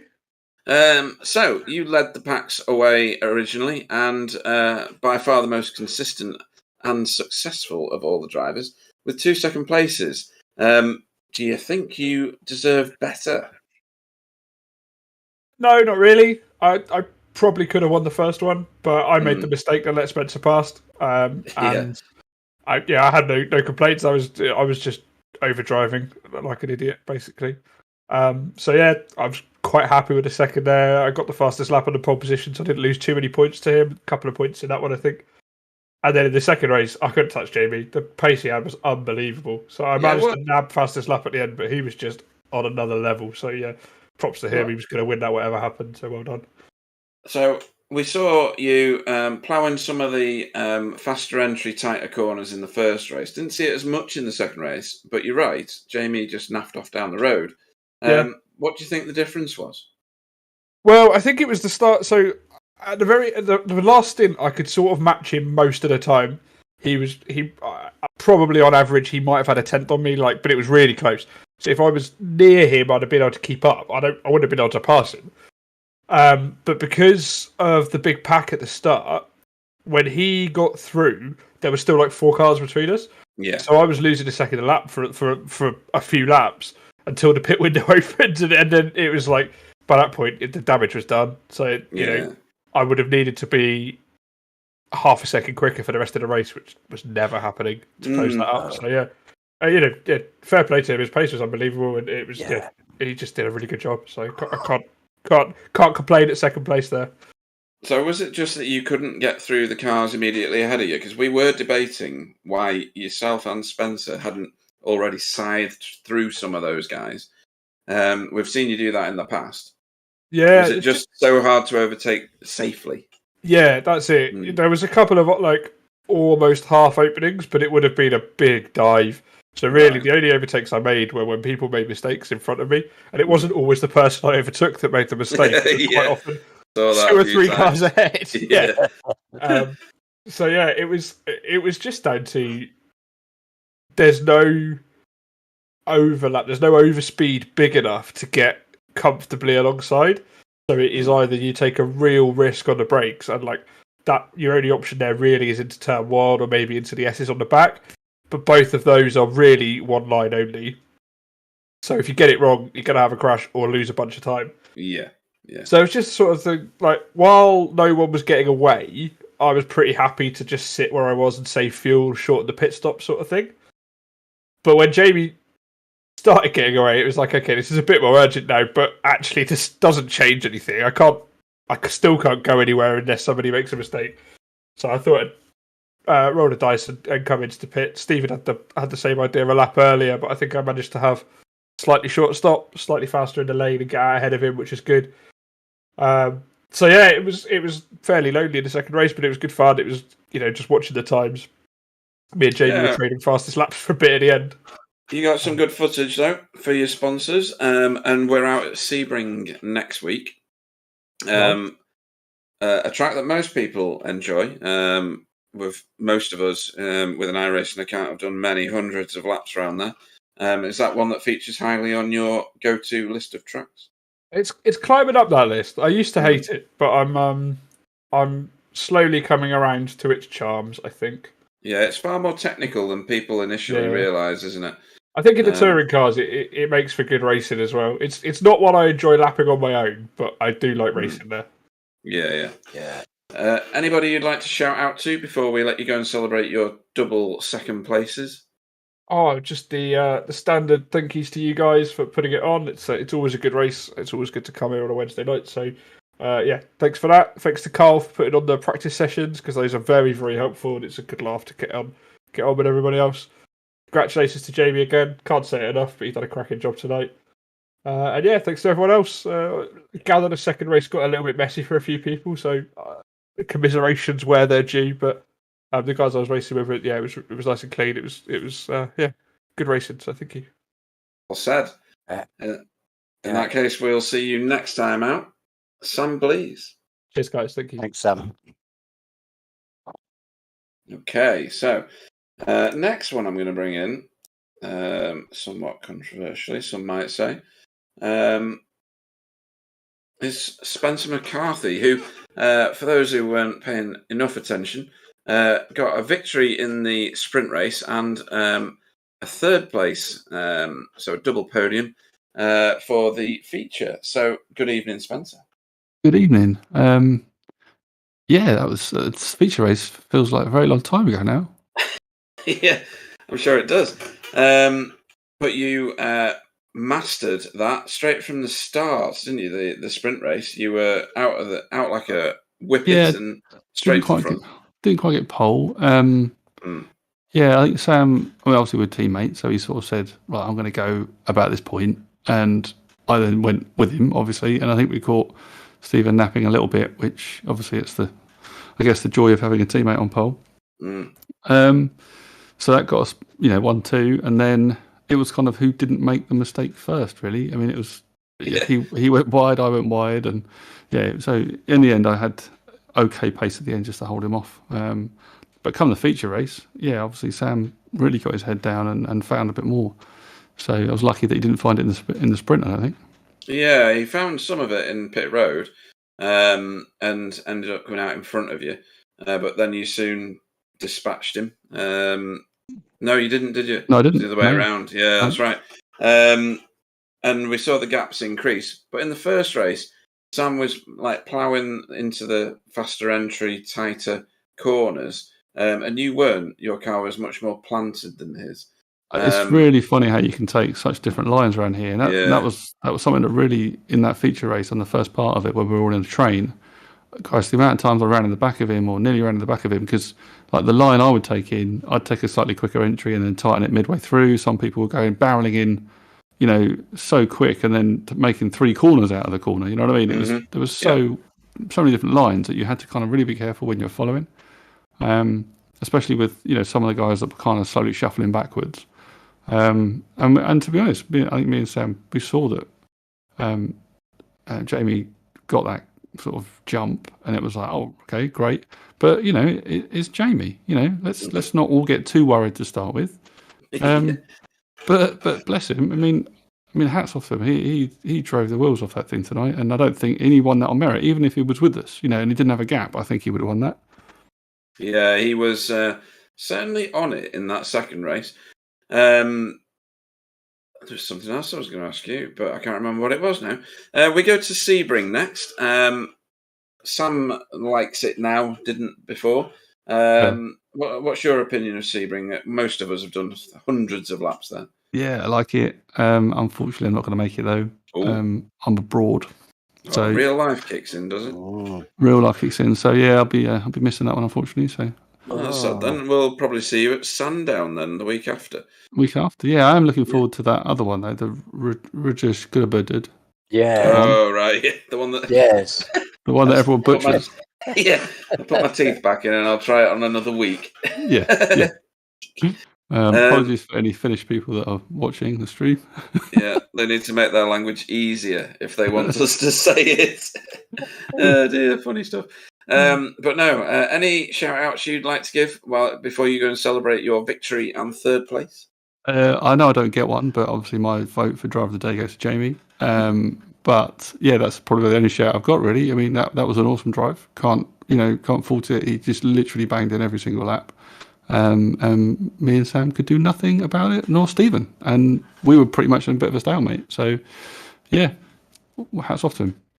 Yeah. Some stuff. Very nicely said, Spencer. It was quite true. It was a remarkable drive by Jamie this evening. It was. And yeah, thanks guys for another fantastic broadcast. I'm going to let this one back actually, because this track's awesome to race around. So yeah, I'm sure it'll be great. Great stuff. In that case, see you whenever we see you next, Spencer McCarthy. Cheers. Right then, and then we bring in our fourth place finisher in race 1. Yeah, lead with that. Lead with that, yeah. But the reason that you're last into the booth is because of your race 2 performance. What on earth? Where did that come from? I don't know. I was hoping you could tell me. I have no idea. Monza was good. I'd say that the feature race here on a track that, I don't know whether you've done that many laps. You possibly have in other series already on Oschersleben. But you really did wipe the floor with everybody. Yeah, as I said to the others just now, I'm as surprised as anyone else. The car just... Because it's not my... As you all know, I'm not the world's fastest driver or whatever. I make no claim to be. I don't win things very often. Certainly not on this basis. I had like a win in the V8s in a reverse grid. I got lucky. There was calamity going on behind me in a super sprint, that sort of thing. But yeah, for me to genuinely have pace is like a once in a 5-year sort of thing. So I'm just absolutely bemused by it. You should be delighted by it, Jamie. Well, and that as well. Yeah, it won't last. I'm going to be absolutely rubbish everywhere else. No, you drove really well last week as well. In a completely different kind of track and a completely different kind of circumstance. Your driving's been superb, mate. It's been a joy to watch. It really has. Thanks very much. Yeah, it was a bit harem-scarum at Monza getting up to the front at that first bit of that second race, and it was just as much here. My God, I was chewing on my aorta going through some of those corners. It was, especially the one going into turn 1. I forget who it was. I think might have been Matt, but yeah, it was just a case of I had to get on with it to try and build, like that V8 race years ago. Try and build a gap, hope for a bit of calamity behind. And I was expecting it to go like Barcelona, where they just reel me in, and Sam Blees turns on his go 7/10 faster button or something. But Yeah. honestly, the car just absolutely came to life in my hands, like in a way that was not expected. Well, you can pay me later for the grip hacks macro. Start that rumour now before anybody else does. It did look fantastically planted, though, didn't it? yeah. The car did look it good. was. Pete said it, he said it, wow. And that was me absolutely throwing it around, driving my socks off as well, when it was still absolutely on rails. So, awesome. Before you setup, go man. too far saying that, Jamie, I've got the real question for you. When does Simon come back in his proper car, not yours? well, he couldn't have been driving because he was too busy giving me abuse on the voice chat. So no, he's the saga of his replacement VR headset is ongoing. He's good. The thing he's not so much upset about this one. He's more upset about the V8s because he's in a more precarious championship position, and it's unlikely he's going to make Winton. So, so disappointed for him. Has he not got a crowd fund going on for buy himself a quick one from somewhere? Well, there's no stock available. That's the problem with that. So right. Otherwise, that would have been an option for him. But to be fair, Valve are replacing it for free. But it just means that it's taken a while to go through DHL and all that kind of stuff. But yeah, no. If he was here, he would almost certainly have won that race. Well, don't give away your glory too quickly. No. You'll be hopefully milking this one for a long time to come. And reminding us, do you remember Oschersleben? Of course. Sebring next time. I know you go well there because I've seen you do well there in the past.